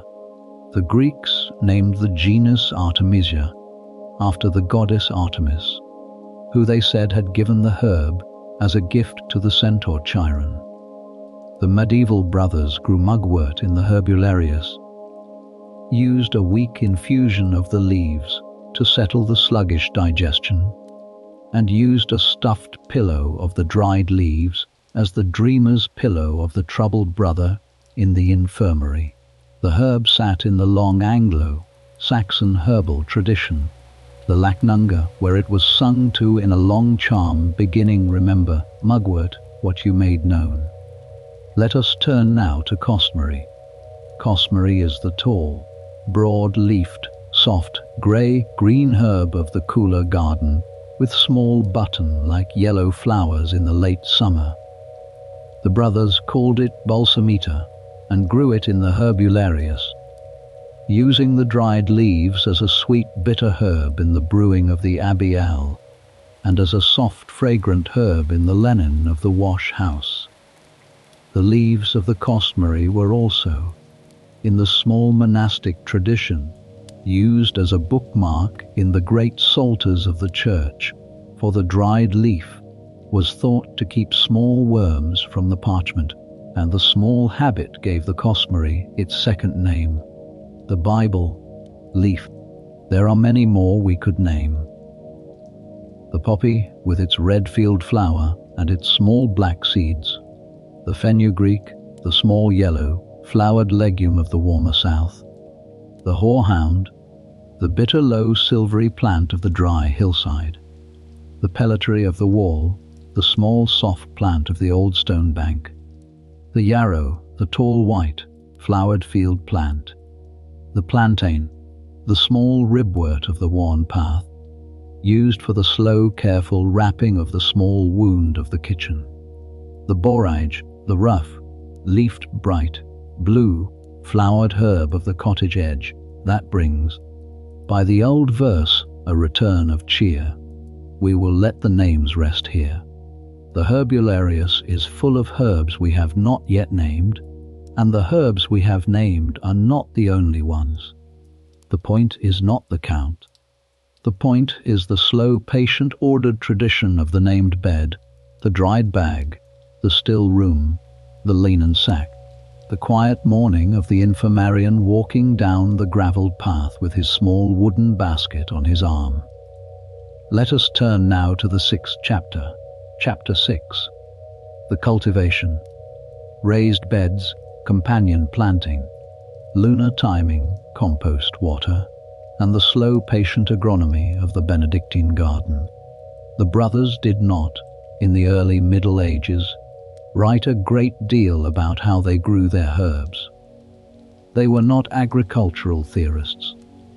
They were practical gardeners in a long inherited tradition, and what they knew from the slow apprenticeship of the older brothers, passing the small skills to the younger brothers, year by year, in the herbularius itself. But the practices they used, when we read them out of the small notes in the manuscripts of the period, were remarkably sophisticated. They were practices that would not be rediscovered in the wider European agriculture for many centuries to come. The first practice was the raised bed.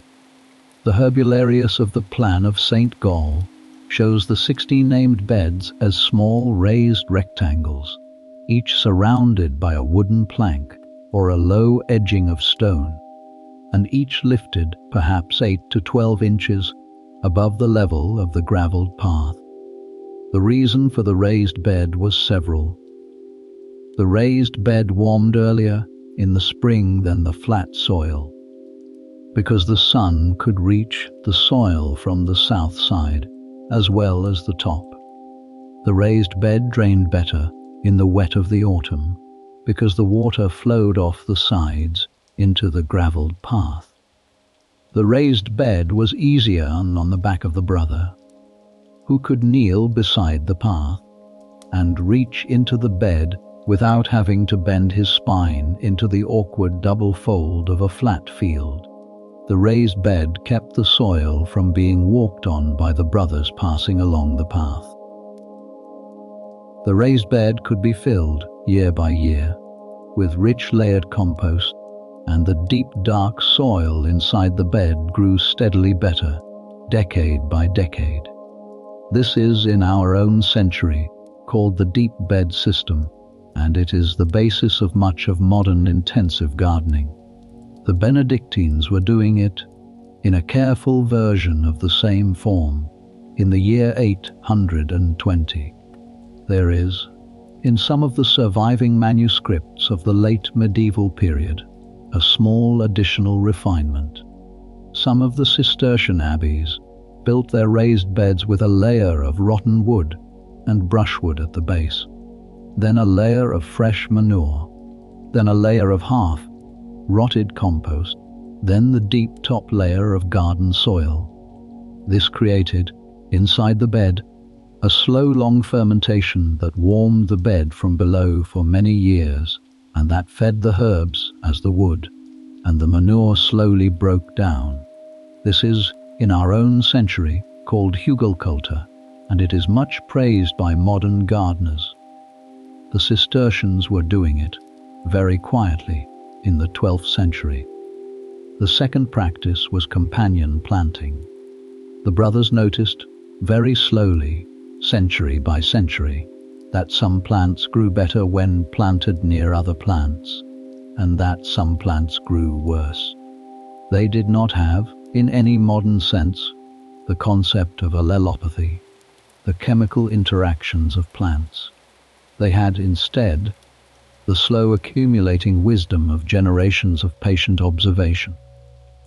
They planted the leek with the carrot, because the strong scent of the leek seemed to confuse the small carrot fly. They planted the basil with the tomato. In the later abbeys, when the tomato came north from Spain, they planted the borage with the strawberry.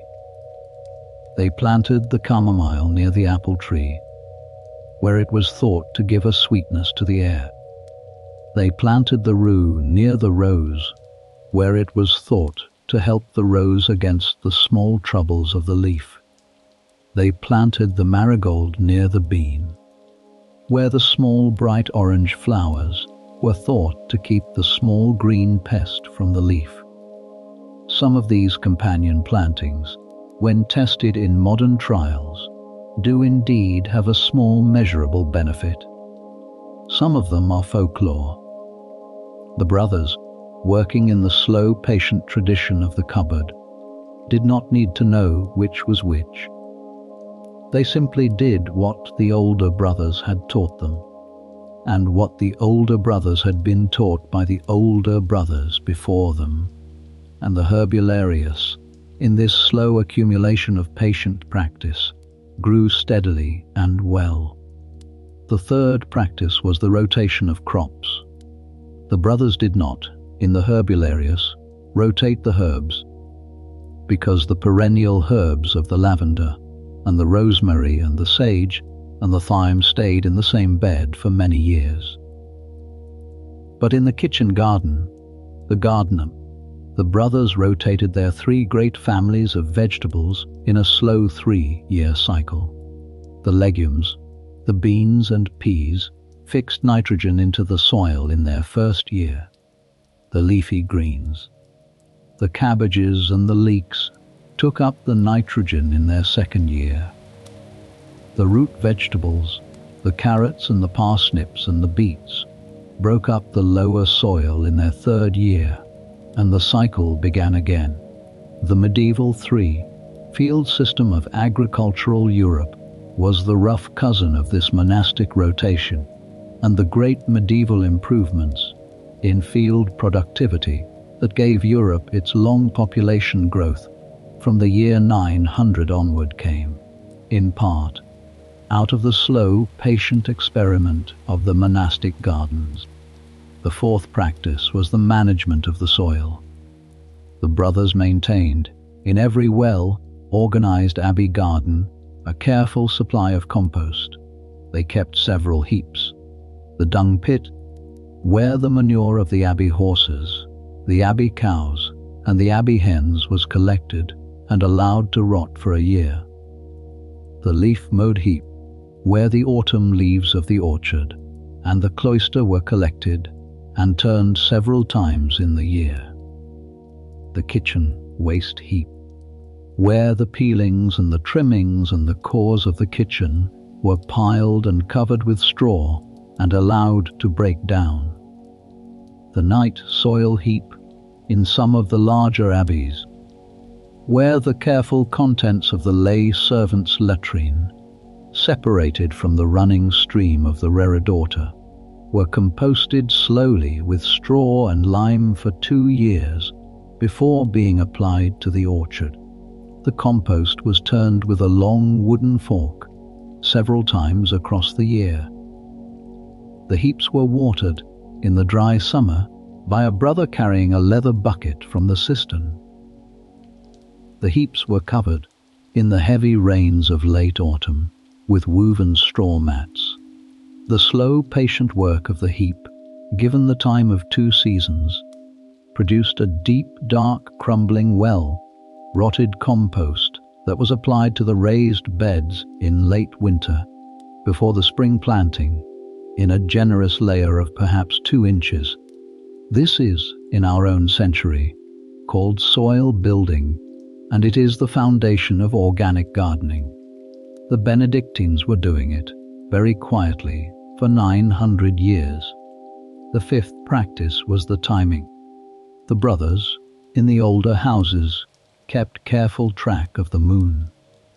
They planted the leaf crops in the waxing moon. They planted the root crops in the waning moon. They harvested the herbs in the high summer when the moon was full and the essential oils were thought to be at their strongest. They cut the brushwood for the compost in the dark of the moon. They harvested the apples in the waning moon for storage. They sowed the spring seeds when the soil temperature, tested with the bare elbow, felt warm rather than cool. Some of this timing, when measured in modern trials, has a small effect. Most of it, when measured rigorously, has no effect that can be detected. But the brothers, like all good gardeners, knew that the discipline of timing kept them from rushing, kept them from sowing too early in a cold spring, kept them from harvesting too late in a wet autumn.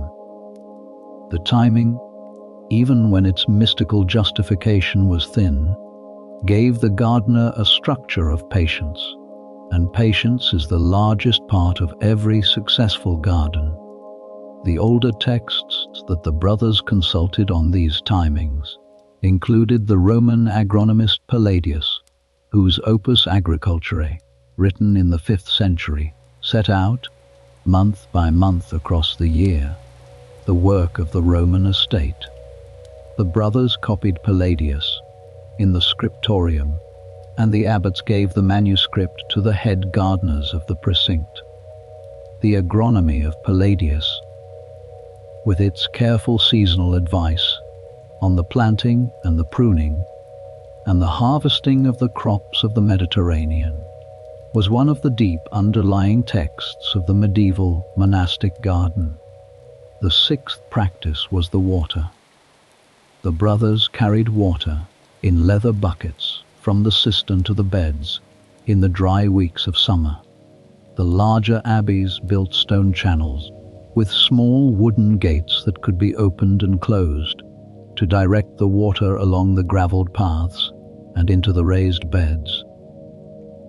In the great Cistercian abbey of Maulbronn in southern Germany, the entire precinct was laid out around a long descending series of stone channels that brought water from a high spring through the precinct, watered the gardens, drove the mill, supplied the kitchen, flushed the latrine, and finally flowed out beyond the abbey wall into the meadow. The water did 6 things on its slow descent through the abbey before it left the precinct. The Cistercians, in their long, quiet practice, had built one of the most elegant water management systems of medieval Europe. The 7th practice was the small, careful art of cuttings and seeds.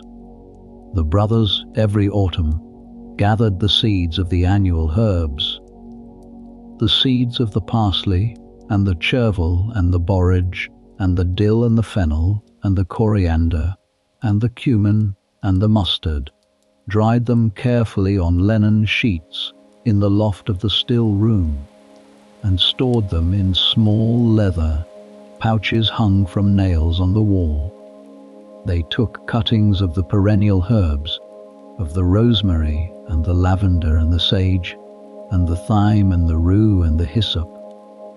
in the late summer, struck them into small clay pots of sandy soil, and kept them in the cool corner of the cloister through the winter, ready to be planted out in the spring as the new generation of plants. They divided the older clumps of the perennial herbs every 3 or 4 years in the late autumn, and replanted the small divisions back into the bed, where they continued the slow, long line of the original mother plant for many decades. There is, in this slow, careful management of the seed and the cutting, a small, extraordinary continuity. The lavender of a Benedictine abbey of the year 1400 was, very often, by direct line of cutting and division, the same plant as the lavender of the same abbey of the year 800. The genetic line was unbroken across 6 centuries. The plant in the bed had been, in this quiet sense, alive for 600 years. It was older than any oak tree in the orchard. It was older than the abbey itself. The 8th practice was the keeping of records. In the larger abbeys, the head gardener, the brother in charge of the herbularius, kept a small book in which he recorded, year by year, what was sown and when, what came up well and what came up poorly, what was harvested and how much, what was given to the infirmary and to the kitchen, and what new herbs had been received from a visiting brother of another house. The records, kept in a small, careful Latin hand, accumulated in the abbey library across the centuries, and the head gardener of any one year could go back, if he wished, to the records of 50 years before, and read what his predecessor had done in a similar season, and learn from the slow accumulating experience of the house. This is, in our own century, called record keeping, and it is the foundation of every careful gardener's practice. The Benedictines were doing it, in slow Latin hands, for centuries. All 8 of these practices, taken together, gave the medieval monastic herbularius an extraordinary productivity. A small 4x4 grid of raised beds could supply enough herbs to keep the still room of 100 brother infirmaries stocked through the entire year, and to supply, in addition, the small steady gifts that the abbey gave to the village outside the wall when a child was sick or a mother was struggling or a traveler arrived at the gate with a chest cough. The garden was small. The garden was modest. The garden was, in any modern sense of agricultural scale, almost laughably tiny. But the garden was deeply, slowly, patiently, well managed, and the deep dark soil of the raised bed gave back, year after year, the slow generous gift of its fertility. Let us turn now to the 7th chapter, chapter 7. The transfer of knowledge, illuminated herbals, the scriptorium, and the long generation by generation passing of the cupboard. The medieval monastery did one thing better than perhaps any other institution in the long history of medicine. It wrote things down. It copied them carefully. It preserved them across centuries. It illustrated them with patient, illuminated drawings. And it gave them, novice by novice, year by year, to the next young brother who came in at the gate. This was the slow, careful work of the scriptorium, and it is one of the deep reasons why the brothers lived so much longer than the peasants of the village. The brother in the abbey was the inheritor of a written tradition that stretched back, by direct line of copy, to the Greek physicians of Alexandria, to the Roman physicians of the early empire, to the Arab physicians of medieval Cordoba and Damascus, and to the Anglo-Saxon herbalists of the early English centuries. He was not making it up as he went along. He was working from a long, deep well of accumulated wisdom that the abbey, in its quiet, careful tradition, had patiently kept alive. The chief medical text of the medieval cupboard was the De Materia Medica of Dioscorides, the Greek physician who served in the Roman armies of the 1st century and who traveled across the Mediterranean collecting the names and the uses of the medicinal plants of the ancient world. His 5 books, written around the year 60, listed and described some 600 plants with their medicinal uses, their preparation, and their dosage. The work was copied, century by century, first in Greek, then in Latin translation, then with illustrations in the great illuminated manuscripts of the medieval scriptorium. The Vienna Dioscorides, an early 6th century Byzantine illuminated manuscript, now in the National Library of Vienna, contains 498 full-page paintings of medicinal plants, each one accompanied by a careful Latin and Greek description of its uses. The manuscript was, by direct line of copy, the foundation of the medieval European materia medica for the next 1,000 years. The brothers of the Abbey Scriptorium would copy, in slow, careful Latin hands, the Dioscorides texts. They would illustrate them, in the case of the more elaborate manuscripts, with full color illuminations of each plant, painted in tempera on the prepared parchment, with gold leaf for the small details. They would bind the finished volumes in carved wooden covers with leather spines. They would shelf them in the Abbey library, beside the great Bibles and the great Psalters, where the head gardener and the infirmarian could consult them.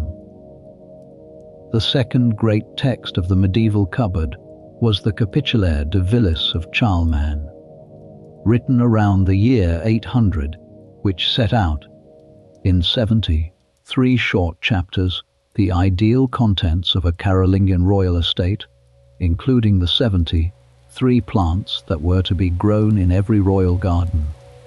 The list of plants is striking.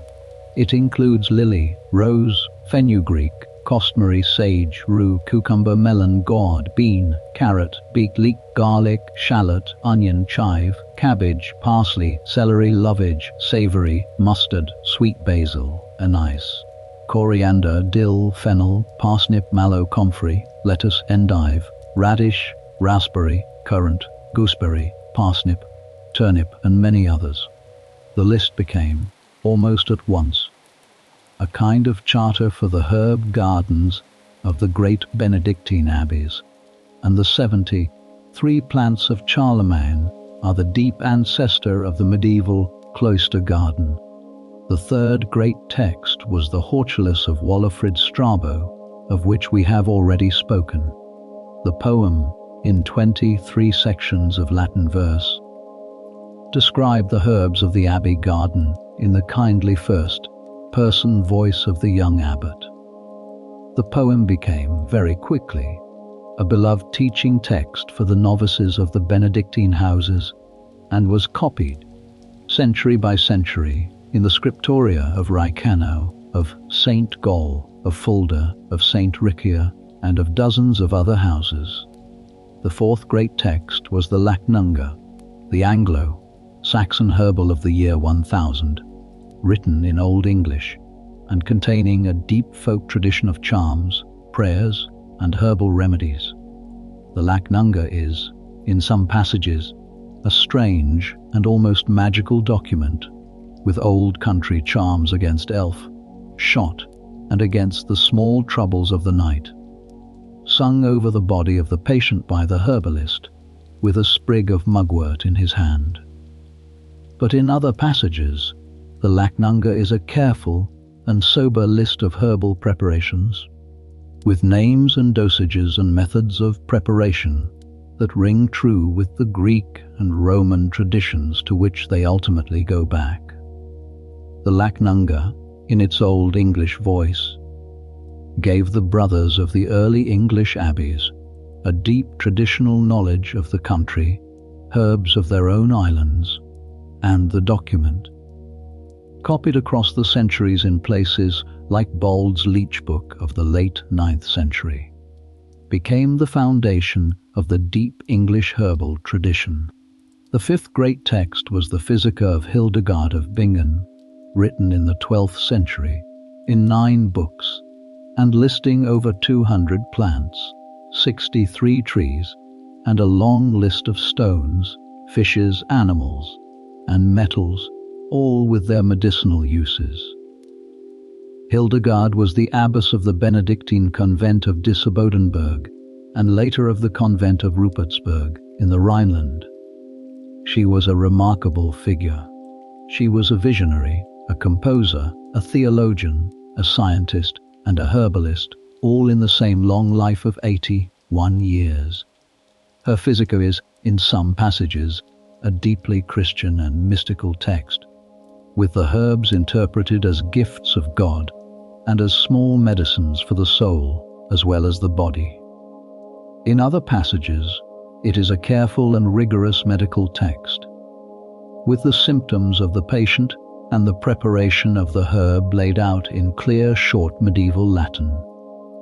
The Physica, in its slow, careful tradition, gave the medieval cupboards of the German lands a deep practical resource that lasted for many centuries. The sixth great text was Bold's Leech Book, the Old English medical compendium of the late 9th century, which contains hundreds of remedies organized by part of the body, from head to foot. The Leech Book, like the Lachnunga, sits in the deep Old English country tradition. It is, in some places, the source of remedies that, when tested in modern laboratories, have actually shown a small antimicrobial effect. The famous medieval remedy for an infected eye, taken from the second book of Bold's Leech Book, made of garlic, onion, wine, and bull's gall, mixed and left to stand for 9 days, was tested in a modern laboratory at the University of Nottingham in 2015 and was found to kill methicillin-resistant Staphylococcus aureus. The brothers of the early English abbeys had been giving this remedy to the eye, infected for 900 years before the laboratory confirmed it. Their patient tradition had quietly known what they could not, in any modern sense, explain. These were the great written texts, but the deepest transfer of knowledge in the medieval abbey was not in the written text. It was in the slow daily apprenticeship of the novice. The young man who came in at the gate of the abbey, perhaps at 12, perhaps at 15, perhaps at 17, took the simple vows of the order, received the woolen habit and the simple sandals, and began the long, slow life of the brother. He was assigned, in the early years of his profession, to one of the obediences of the house. He might serve in the kitchen, or in the bakery, or in the brewery, or in the wash house, or in the bee yard, or in the orchard, or in the garden. He moved, every few years, from one obedience to another, and he learned, in each, the slow, careful work of the place. By the time he was 25, he had served in most of the workplaces of the abbey, and he had received the slow, careful instruction of the older brothers in each. If he showed an aptitude for the herbularius, he was given, perhaps in his late 20s, to the head gardener of the herbularius for a long apprenticeship. The head gardener, perhaps now 60 years old, having spent 40 years in the herbularius himself, took the young brother quietly into the garden, knelt with him on the gravelled path beside the bed of the sage, showed him how to pinch the flowering tips just before the small flower opened, showed him how to lay the cut sprigs on the linen sheet for drying, showed him how to bunch the dried sprigs and tie them with a small loop of hempen string showed him where in the still room the dried bunches were hung. The instruction took weeks. The instruction took months. The instruction took years. But by the time the young brother was 35, he knew the herbs of the cupboard as deeply as he knew the psalms of the office. This is, in some ways, the most important thing of all. The transfer of knowledge in the medieval abbey was not, fundamentally, in the written text. It was in the body of the young brother. Kneeling beside the body of the old brother, in the slow grey light of an autumn morning, on the gravelled path of the herbularius. The young brother's hands learned, by 1,000 small repetitions, what the old brother's hands had learned by 1,000 small repetitions before him. The knowledge was passed, body to body, generation to generation, in the slow, patient continuity of the cloister. When the old brother died in due course, the knowledge in his hands did not die with him. It had already been received by the young brother, who was now the new old brother, who was now teaching the next young brother. The continuity, kept up across 40 generations of brothers in a single abbey, gave the cupboard of the medieval monastery a deep accumulating wisdom that no single book could capture, and no single century could have built from scratch. This is why the brothers lived. They were the heirs of 1,000 years of patient transfer. The peasant in the village, by contrast, knew the small wisdom that his mother had given him, and the small wisdom that the village wise woman had given his mother, and that was sometimes very deep, and sometimes very thin. But it was not the steadily accumulating river of 10 centuries of careful written copy. The brother in the abbey had behind him a long quiet line of slow, accumulating Latin scholarship, and beside him an old gardener who had spent 40 years on the gravelled paths of the herbularius. Between the book and the older brother, the young man at the gate was given a knowledge that the village outside the wall could not match. The cross monastery exchange of the period was also remarkable. A brother who travelled from one abbey to another, on the business of the order, would bring with him a small leather pouch of seeds, or a small cutting wrapped in damp moss, or a small folded slip of parchment with a recipe for a tincture. The seeds and cuttings were passed at the gate with a small, quiet ceremony. The recipe was copied, in the receiving abbey, into the small book of the head gardener. By this slow, patient cross-pollination, the herbs of the southern abbeys travelled north, and the herbs of the eastern abbeys travelled west, and the cupboards of the medieval houses, slowly and gently, became more and more alike. There is, in a small abbey of the high Middle Ages, a moment that captures all of this. It is the moment when a young novice, in his first month at the abbey, is led by the head gardener into the herbularius for the first time. The boy, perhaps 14 years old, has come from a small village some miles away. He has never seen a herb garden quite like this one. He has never seen a stone cistern. He has never seen a wooden bench under a slate roof. He has never seen a leather seed pouch hanging from a nail. He has never seen the long, careful row of named beds, 16 in a 4x4 grid, with the small wooden tags in their slow, patient Latin. The head gardener, who has done this same ceremony many times, kneels beside him on the gravel, takes a sprig of sage between his fingers, crushes it gently, and holds it under the boy's nose. The clean green scent rises into the cool morning air. The boy breathes it in, and he begins, in that moment, the long, slow learning of the cupboard. Let us turn now to the 8th chapter. Chapter 8.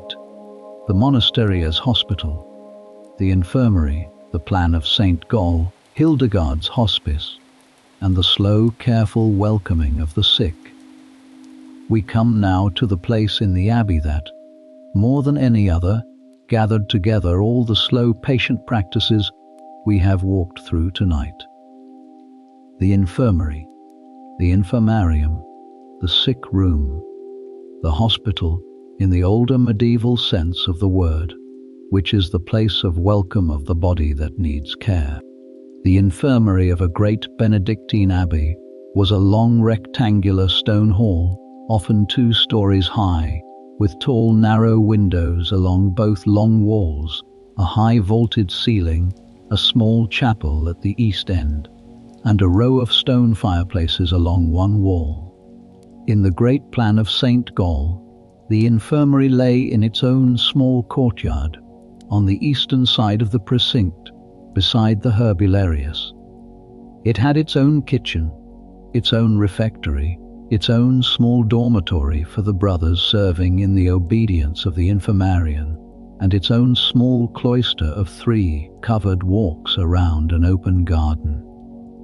The infirmary, in the plan, was a small abbey within the abbey, and the entire shape of the buildings was given over to the slow, careful welcoming of the sick brother and the visiting pilgrim and the dying old man. The infirmary held, at any given time in 100 brother abbey, perhaps 8 or 10 patients. The beds were stone-walled bunks, raised 18 inches from the floor, with deep straw pallets covered in linen sheets, and thick wool blankets folded at the foot. Each bunk had a small wooden bedside table, on which a wooden cup of warm herbal infusion sat through the day. Each bunk had a small wooden stool beside it, on which the visiting brothers sat to read aloud from the Psalter. The walls of the long hall were whitewashed, and the high windows let in the soft grey light of the cloister sky. The infirmarian was the brother in charge of the infirmary. He was, in the older houses, a senior brother of the community, often a man in his 50s or 60s, who had spent 20 or 30 years in the obedience of the infirmary. He had served as a young brother under the previous infirmarian, and had received the slow, careful tradition of the cupboard from him. He had spent, by the time he became the infirmarian, perhaps 15 years as the gardener of the herbarium, and he knew the herbs by their scent in the dark. He was, very often, also a man of some learning, who had read the medical texts of the abbey library, and who could, when the need arose, consult the old illuminated copy of Dioscorides on the high shelf and find the right preparation for a difficult complaint. The infirmarian had, under him, several assistants. A young brother who was being trained for the obedience, a lay brother who carried the wood for the fires and the water from the cistern, a small group of novices who, in their rotation through the obediences, were spending their year in the infirmary. Together, this small team kept the long stone hall warm, clean, well tended, and fully supplied with the small careful comforts of the cupboard. What did the infirmarian do day by day? He woke, like all the brothers, before vigils. He sang the night office in the small chapel of the infirmary, a private chapel for those whose health did not allow the long walk to the church. He returned to the infirmary. He walked slowly between the bunks with a small candle in his hand, and he checked on each of the patients. He laid a hand on the brow of the brother with the fever. He listened to the breathing of the brother with the chest cough. He checked the dressing on the wound of the brother who had cut his hand in the carpenter's yard. He spoke a few quiet words to each one, in the gentle language of the infirmary, and went on. He returned to the still room of the infirmary. He prepared, by the light of the small lamp, the morning preparations for each patient. A warm infusion of sage and honey for the brother with the sore throat. A slow decoction of marshmallow root for the brother with the chest cough. A weak infusion of vervain for the brother with the lingering headache. A warm cup of chamomile and honey for the brother who could not sleep. He carried each cup on a small wooden tray back to the bunk of the patient, and he sat for a moment beside each one and helped him to drink. He prepared the bread and the broth for the morning meal. The infirmary had a different diet from the rest of the abbey. The sick were given small amounts of meat broth, even in the houses where the healthy brothers abstained. They were given soft white bread rather than the heavy brown loaf. They were given soft cheese, soft eggs, small pieces of fish, and small portions of soft cooked vegetables. The diet was carefully pitched to the slow recovery of the body. He went out to the herbularius. He walked the gravelled paths slowly in the cool of the morning, and he gathered the herbs needed for the day. He picked the fresh sage. He picked the fresh mint. He pulled a few leaves of the marshmallow. He cut a small handful of vervain. He carried the small basket back to the still room, laid the herbs on the wooden table, and prepared the next round of infusions. He attended to the small surgical work of the day, the dressing of the wound, the small removal of the splinter, the slow, careful washing of the abscess, the setting of the broken finger of the brother who had slipped on the wet stones of the cloister. The medieval infirmarian was not a surgeon in any modern sense. He did not undertake the great operations of the body, but he was deeply skilled in the small, careful work of the slow recovery, and his patient hands, trained by long apprenticeship, did remarkable quiet work. He attended, when the moment came, to the dying. The medieval infirmary was, in the Christian tradition of the period, the place of the slow, careful welcoming of the brother into the next stage of his life. The infirmarian, at the moment of approaching death, would summon the priest of the abbey for the anointing of the sick. He would summon the brothers for the prayers for the dying. He would prepare, very gently, the small linen and the small water for the washing of the body. He would, in his last quiet ministry to the brother, hold his hand in the long, slow hours of the final afternoon, and he would speak the slow, gentle words of the office of the dying, in soft Latin, by the light of the single candle. This slow, careful ministry of the infirmary was one of the great gifts of the medieval abbey to its members and to the world outside the wall. But the infirmary was not only for the brothers. The infirmary, in many of the great abbeys, also served the visiting pilgrims, the wandering travelers, the local poor, and any sick person who came to the gate of the abbey in need. The rule of Saint Benedict, in chapter 53, instructed the porter of the abbey, who guarded the gate, to receive every guest as if he were Christ himself. This was not a small instruction. It shaped the whole tradition of monastic hospitality for 1,000 years. The pilgrim who arrived at the gate of an abbey, ill or weary or hungry, was welcomed in. He was given a bed in the guest house. He was fed from the kitchen. If he was sick, he was tended in the infirmary. He was treated in the slow, careful manner with the herbs of the cupboard. He stayed for as long as he needed. He left when he was well enough to travel, with a small loaf of bread for the road and a small piece of dried fish in his bundle. The cost was nothing. The kindness was the kindness of the rule. By this long, quiet practice, the medieval abbeys became, very gradually, the hospitals of medieval Europe. The Hotel du of Paris, founded in the 7th century by Saint Landry, was a Benedictine hospital. The Hotel du of Lyon was a Benedictine hospital. The Hotel du of Beaune, founded in the 15th century by the Chancellor of Burgundy, Nicolas Rollin, and his wife Guigon de Salins, was a great later development of the same Benedictine tradition. The Knights Hospitaller, the great medieval order of the Crusader hospitals, founded in Jerusalem in the 11th century, took the Benedictine hospital model with them across the Mediterranean and built hospitals in Acre, in Cyprus, in Rhodes, in Malta. The medieval hospital, as an institution, is very largely a Benedictine invention.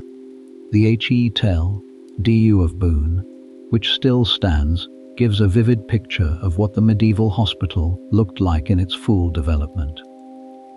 The Great Hall of the Sick, the Salle des Pierres Gervais, is a long rectangular stone hall 90 feet long, with a magnificent timber, vaulted ceiling painted in dark wood, tall narrow windows with stained glass, and 28 curtained beds along the long walls, each with a small bedside table, a small wooden stool, and a small private chapel at the east end where the sick patients could attend Mass without leaving their beds.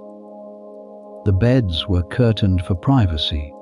The patients were tended by a small community of religious sisters, the sisters of the Hotel du, who lived in their own small convent attached to the hospital, and who worked in slow, careful rotation through the long day and the long night, tending the sick.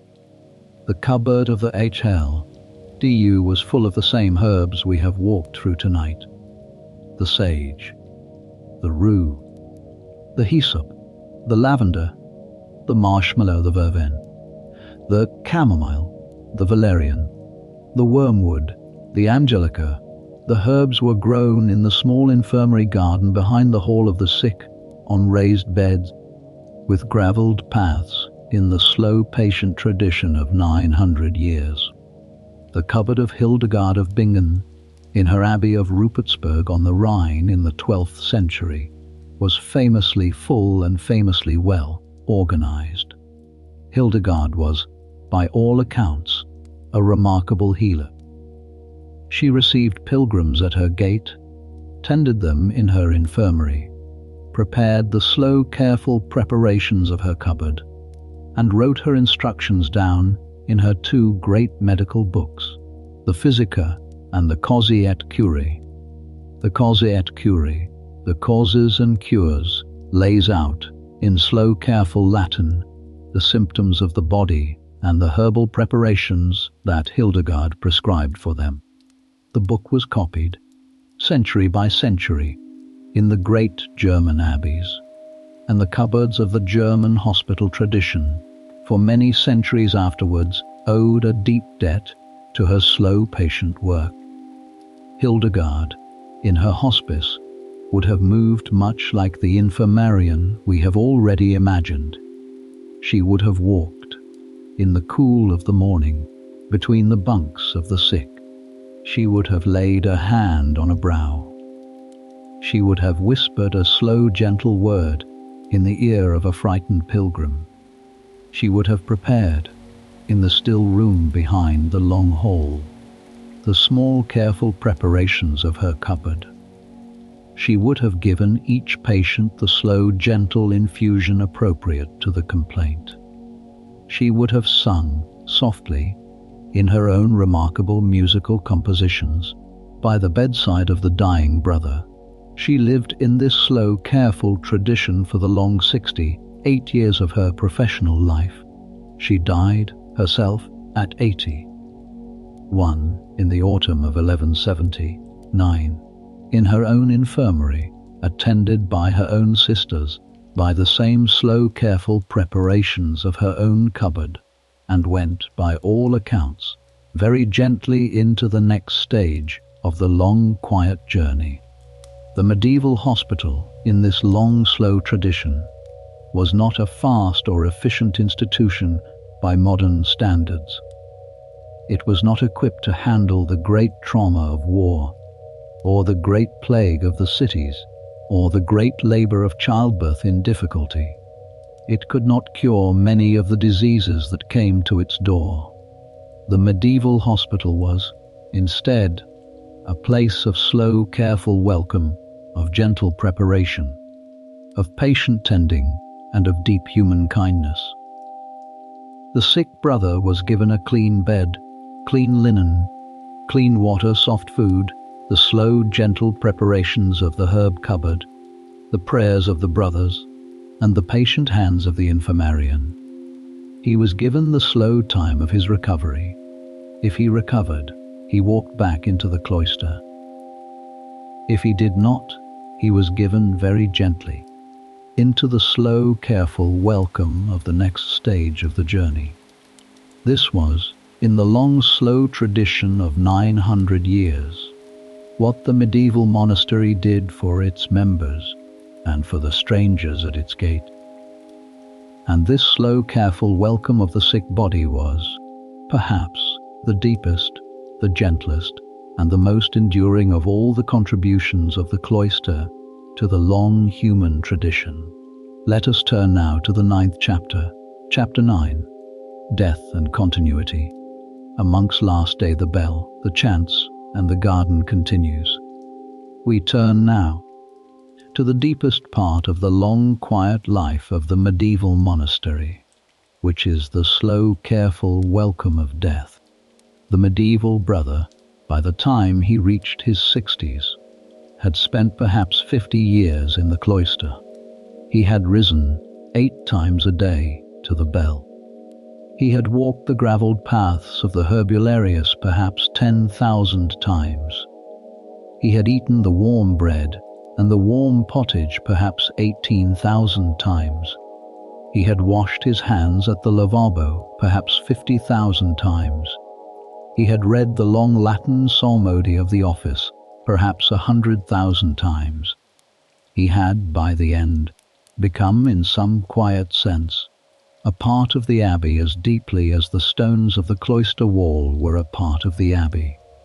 And he had been worn, by the slow, gentle waters of the rule, into a smooth, quiet shape that fitted, very precisely, into the long, careful pattern of the place.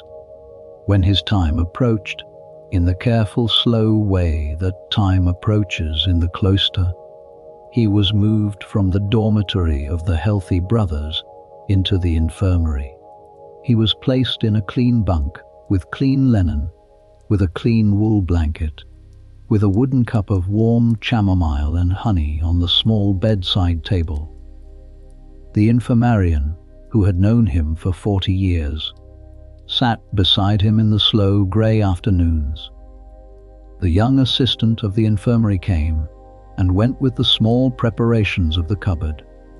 The bell rang 8 times a day in the church. The sound of the chant came, very faintly, through the high windows of the infirmary. In the last day, when his breathing had grown slower and his hands had grown cooler, the abbot was summoned.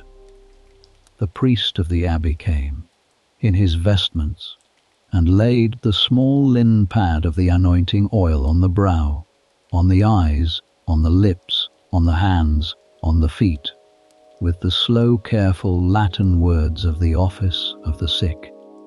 The brothers of the community came, 2 by 2, and stood in a wide circle around the bunk. They began the slow chants for the dying. The chants of the medieval abbey, sung over the body of the dying brother, are some of the most beautiful music in the long human tradition. The subvenite of the office of the sick the slow, gentle Latin invocation of the saints to come and welcome the soul of the brother, is a piece of music that has been sung over the dying brothers of the great Benedictine houses for 1500 years. It is the slow, gentle music of the long human goodbye. The brothers stood, in the long, warm afternoon, in the slow, grey light of the high windows, and sang.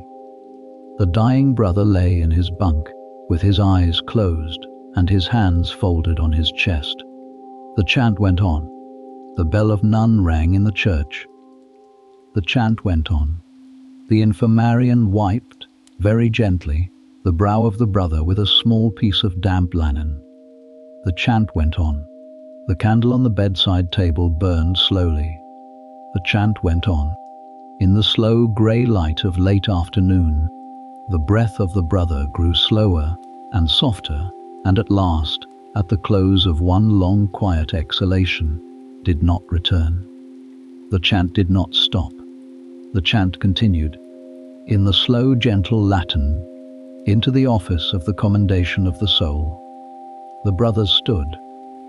The infirmarian closed, very gently, the eyes of the brother. The abbot stood at the head of the bunk and spoke. In his slow, steady voice, the final commendation. The candle was carried, by the young assistant, to the small altar of the chapel of the infirmary, and lit beside the candle that had been burning there since morning. The body of the brother was washed, by the infirmarian and the young assistant, in clean warm water, with clean linen, in the slow, careful tradition of the abbey. He was dressed in a clean undertunic and the woolen habit of the order.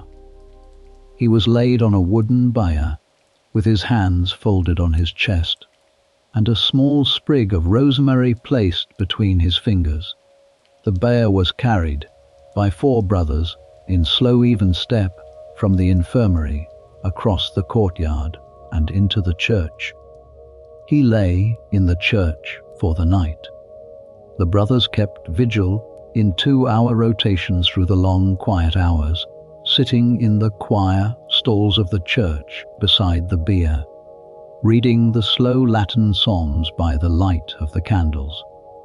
The bell of vigils rang. The brothers came down the night stair. They sang the long psalmody of the office over the body of their fallen brother. The candles burned. The night turned. The dawn came. In the morning after lauds, the bier was carried out to the orchard. The orchard, in the older Benedictine plan, was the burial ground. The brother was laid to rest among the apple trees and the pear trees, in a simple grave with no headstone, marked only by a small wooden cross with his name and the date. The brothers stood around the open grave in the slow grey light of the autumn morning. The abbot read the final Latin office. The body was lowered gently into the grave. The earth was filled in. The brothers walked back to the cloister, and the day continued. This is, perhaps, the deepest of all the slow truths of the medieval monastery. The day continued. The bell of terce rang in the church, and the brothers walked from the orchard to the church and sang the office. The cooks of the kitchen prepared the warm pottage of the noon meal. The bee brother walked to the row of steps and listened to the slow hum of the colonies. The young assistant of the infirmary cleaned the bunk in which the dead brother had lain, and put fresh straw in the pallet, and laid clean linen on the bed, and washed the wooden cup, and refilled it, and placed it on the bedside table for the next patient. The new brother, perhaps a young novice with a chest cough, was helped into the bunk, given the warm cup of chamomile and honey, and tucked in for his slow recovery. In the herbularius, in the same morning, the head gardener walked the gravelled paths slowly in the cool of the autumn air, The lavender was finishing its second flowering. The sage had grown thick and grey. The mint was just beginning to die back for the winter. He paused beside the bed of the lavender, picked a small dead leaf from the base of one of the plants, and dropped it onto the gravel. He walked on. The bed of the rosemary needed weeding. He knelt. He took the small wooden trowel from his belt. He began, very slowly, to lift the small green weeds from between the woody stems of the rosemary. He worked for an hour. The bell of sext rang. He stood up. He walked back to the church. Beside him, on the gravelled path, a young novice, perhaps 14 years old, knelt in his own folded sacking, weeding the bed of the mint. The young novice had, that morning, been brought into the herbularius for the first time. He was being taught by the head gardener the small careful work of the cupboard. He had, an hour ago, learned the difference between the dead leaf of the lavender and the living leaf of the lavender. He was very slowly beginning his own long apprenticeship in the slow patient work of 900 years. The garden continued. The brother who had died was now buried in the orchard. The young novice was now learning the herbs. The bell rang. The chants began. The bread was baked. The water was drawn. The lavender was trimmed. The mint was weeded. The day continued, as it had continued for the brother who had died, and as it had continued for the brothers who had died before him, and as it would continue for the brothers who would die after him, and as it had continued, in the slow, quiet, patient way of the cloister, for 900 years. This continuity is the deepest of all the secrets of the long monastic life. The brother lived long, in part, because he did not have to carry the abbey on his back. The abbey carried itself. The garden carried itself. The bell carried itself. The work carried itself. The brother was simply gently, a small careful part of the long slow continuity, and when his part was finished, the continuity continued without him, and he was laid, very gently, into the orchard, with a small sprig of rosemary in his folded hands, and the garden continued without him. And the next young novice came in at the gate, and the slow careful work of 9 centuries continued, and continued, and continued. There is something deeply quiet in this. There is something deeply restful. There is, in the slow continuity of the cloister, a deep gentle invitation to the body to lay down, very softly, the small everyday burden of having to be the one who keeps everything going. The abbey does not, in fact, need any one brother. The abbey continues. The brother is gathered up into the long slow continuity, and the long slow continuity carries him gently, like a small leaf on a slow stream, through the long river of his slow careful life. Let your shoulders settle very gently into this thought for a moment. There is a great deal of work in the world that does not, in fact, need to be done by you tonight. There is a great deal that will continue regardless of what you do tonight. The bell will ring in some other valley, in some other century, and the brothers will rise. You may very gently lay the small everyday burden down, and let your hands rest open on the blanket, and let your breath slow, and let the slow, even rhythm of the cloister carry you, very gently, into the long, quiet river of the night. Let us turn now, very softly, to the close. The bell is ringing for vespers. The slow grey light of the autumn afternoon has turned the warm colour of late gold. The sun is slipping very gently behind the western wall of the cloister. The bees are coming back to the long row of steps. The thin cat that walked along the top of the wall this morning has come back to the rose and is curled, very softly, in a small grey ball, asleep in the last warmth of the stone. The brothers walk, in single file, in their soft sandals, on the gravelled paths of the cloister. The hoods are pulled up against the cool of the evening. The shadows are long. The smell of the warm bread of the supper is rising from the chimney of the kitchen. The candle in the high window of the still room has just been lit by the young assistant of the infirmary. The dried bunches of lavender and sage and rosemary, hanging from the rafters of the still room, are turning very slowly in the still air. The bell stops. The brothers enter the church. They take their places in the choir stalls. They begin in the slow, gentle Latin, the office of Vespers, the long golden office of the close of the day. The psalms are slow. The chant is even. The candles in the church glow softly in the gathering dusk. The supper, when Vespers is finished, is taken in silence in the refectory. The pottage is warm. The bread is fresh.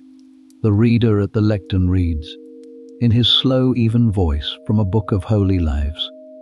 The brothers eat. The candles flicker. The cooks of the day stack the wooden bowls. The lay servants begin, very gently, the washing. The bell rings for compline. The brothers walk, one last time in the day, in single file, in soft sandals, on the gravelled paths of the cloister, into the church. They take their places.